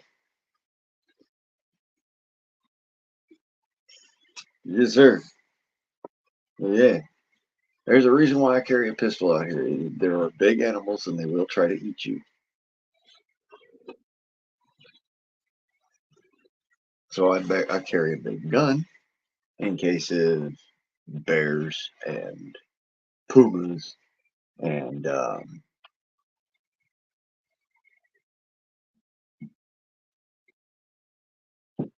depending on what comes, you know. But it also works well for moles. Funny enough, the smell of burning gunpowder will act as a repellent to moles. Of course, the easiest way of doing this is, black powder, mind you, that's what I'm talking about. Black powder or black powder substitute, something with a sulfuric compound to it. Works for moles. Specific ways. You want to shoot for the hole, you want to shoot for the tunnel. You want to make sure that you don't have any kind of structure underneath of there, like pipes or electrical or, rocks that you might shoot, big rocks that you might shoot. Um,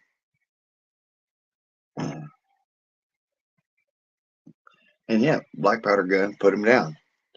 I had a mole that I put down here, and all his buddies are gone by now because concussive blast. And I did this morning because it needed to be. So concussive blast, plus on top of that, blast overpressure following that slug down into the hole. All right. And that goes down the hole, and for a radius of about a foot on either side of where you put the bullet in, that creates enough blast overpressure to put down any mole that's in that area. Beyond that, you've got the smell of the gunpowder that goes and leaks down into the tunnel. And that's what repels the rest of the moles, is that smell of that gunpowder burning. It's useful.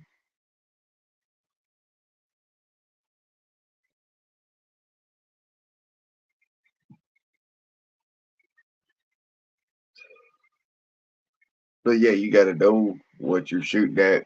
And I've been doing it for years. This is not something that I just did right off the fucking bat. Oh, hey, I can do this. No, I know how this works.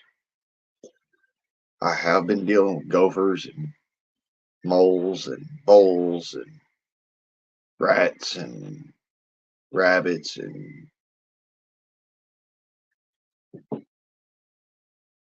there was a rat knocking on the bottom of the fucking shed here. There's rats underneath me. I shoot an air gun for rats, and for moles I'll use a firearm, or I'll use a road flare if I can get the right ones, which is really hard to get the right ones where I'm at. So I just use firearm for it because, like I said, I've been doing it for years and I know how it works, and I know where the structures are around here. So pay attention to that shit. And I recover the slugs all the time. That's one of the things I'm actually big on because, no, not only where I'm at, but it's just good practice. So this was a slug from January that I shot in order to proof my gun. Flat. That round ball's all flattened out.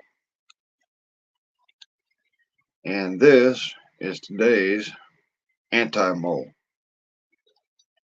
You can see on the one side of it, when it hit a piece of sharp rock or something small down in there. Not something big, but something small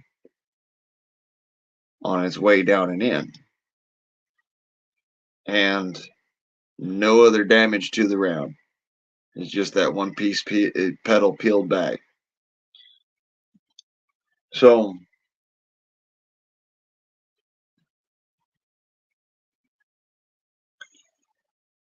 anyways, the hole sat there and smoked for a good 5 minutes while I was sitting there getting the camera ready and everything. And I got a shot of it, and it wasn't even smoking anymore. But that's on my community page. But yeah, I put one round directly into the mound where I saw the dirt coming up. And funny enough, that punched right down into the tunnel. And that blast overpressure, like I says, I haven't seen any activity yet, but I'll keep my eyes open, man. Just how I do it. That blast overpressure knocked dead whatever was in within a foot of it. And then further down the tunnel, everything else got the smell and whiff of the 44. I mean,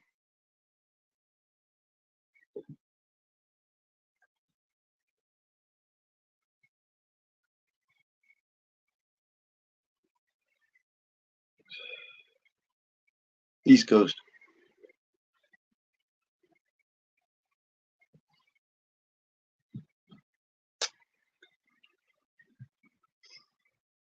My cousin lives on the East Coast, so what can I say? Quick on that.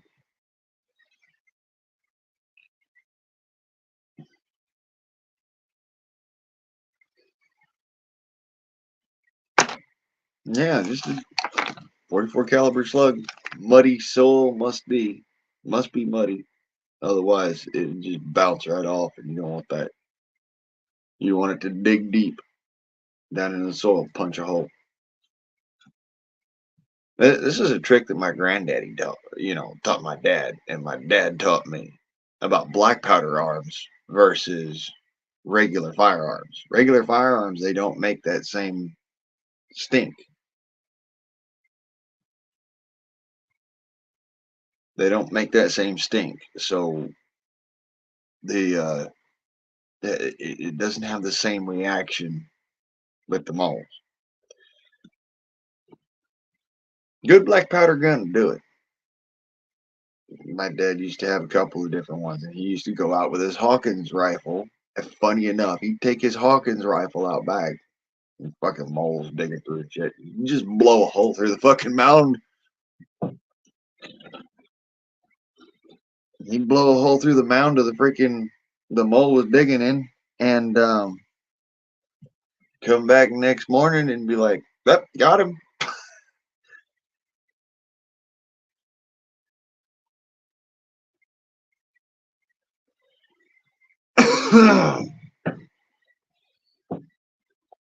But yeah, that's what I'm saying.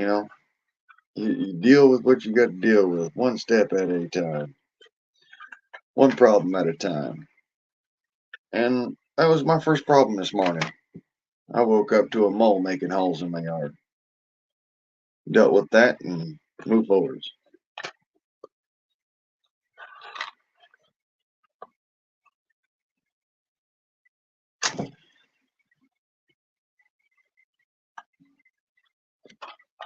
Hmm.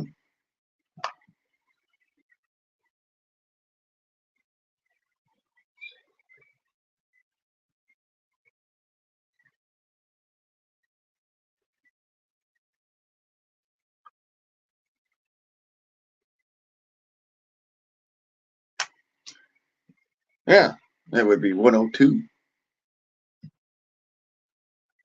But hey,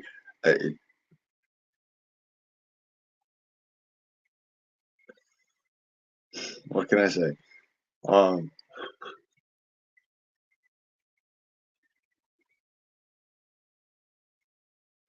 I've had a day. I've had a day.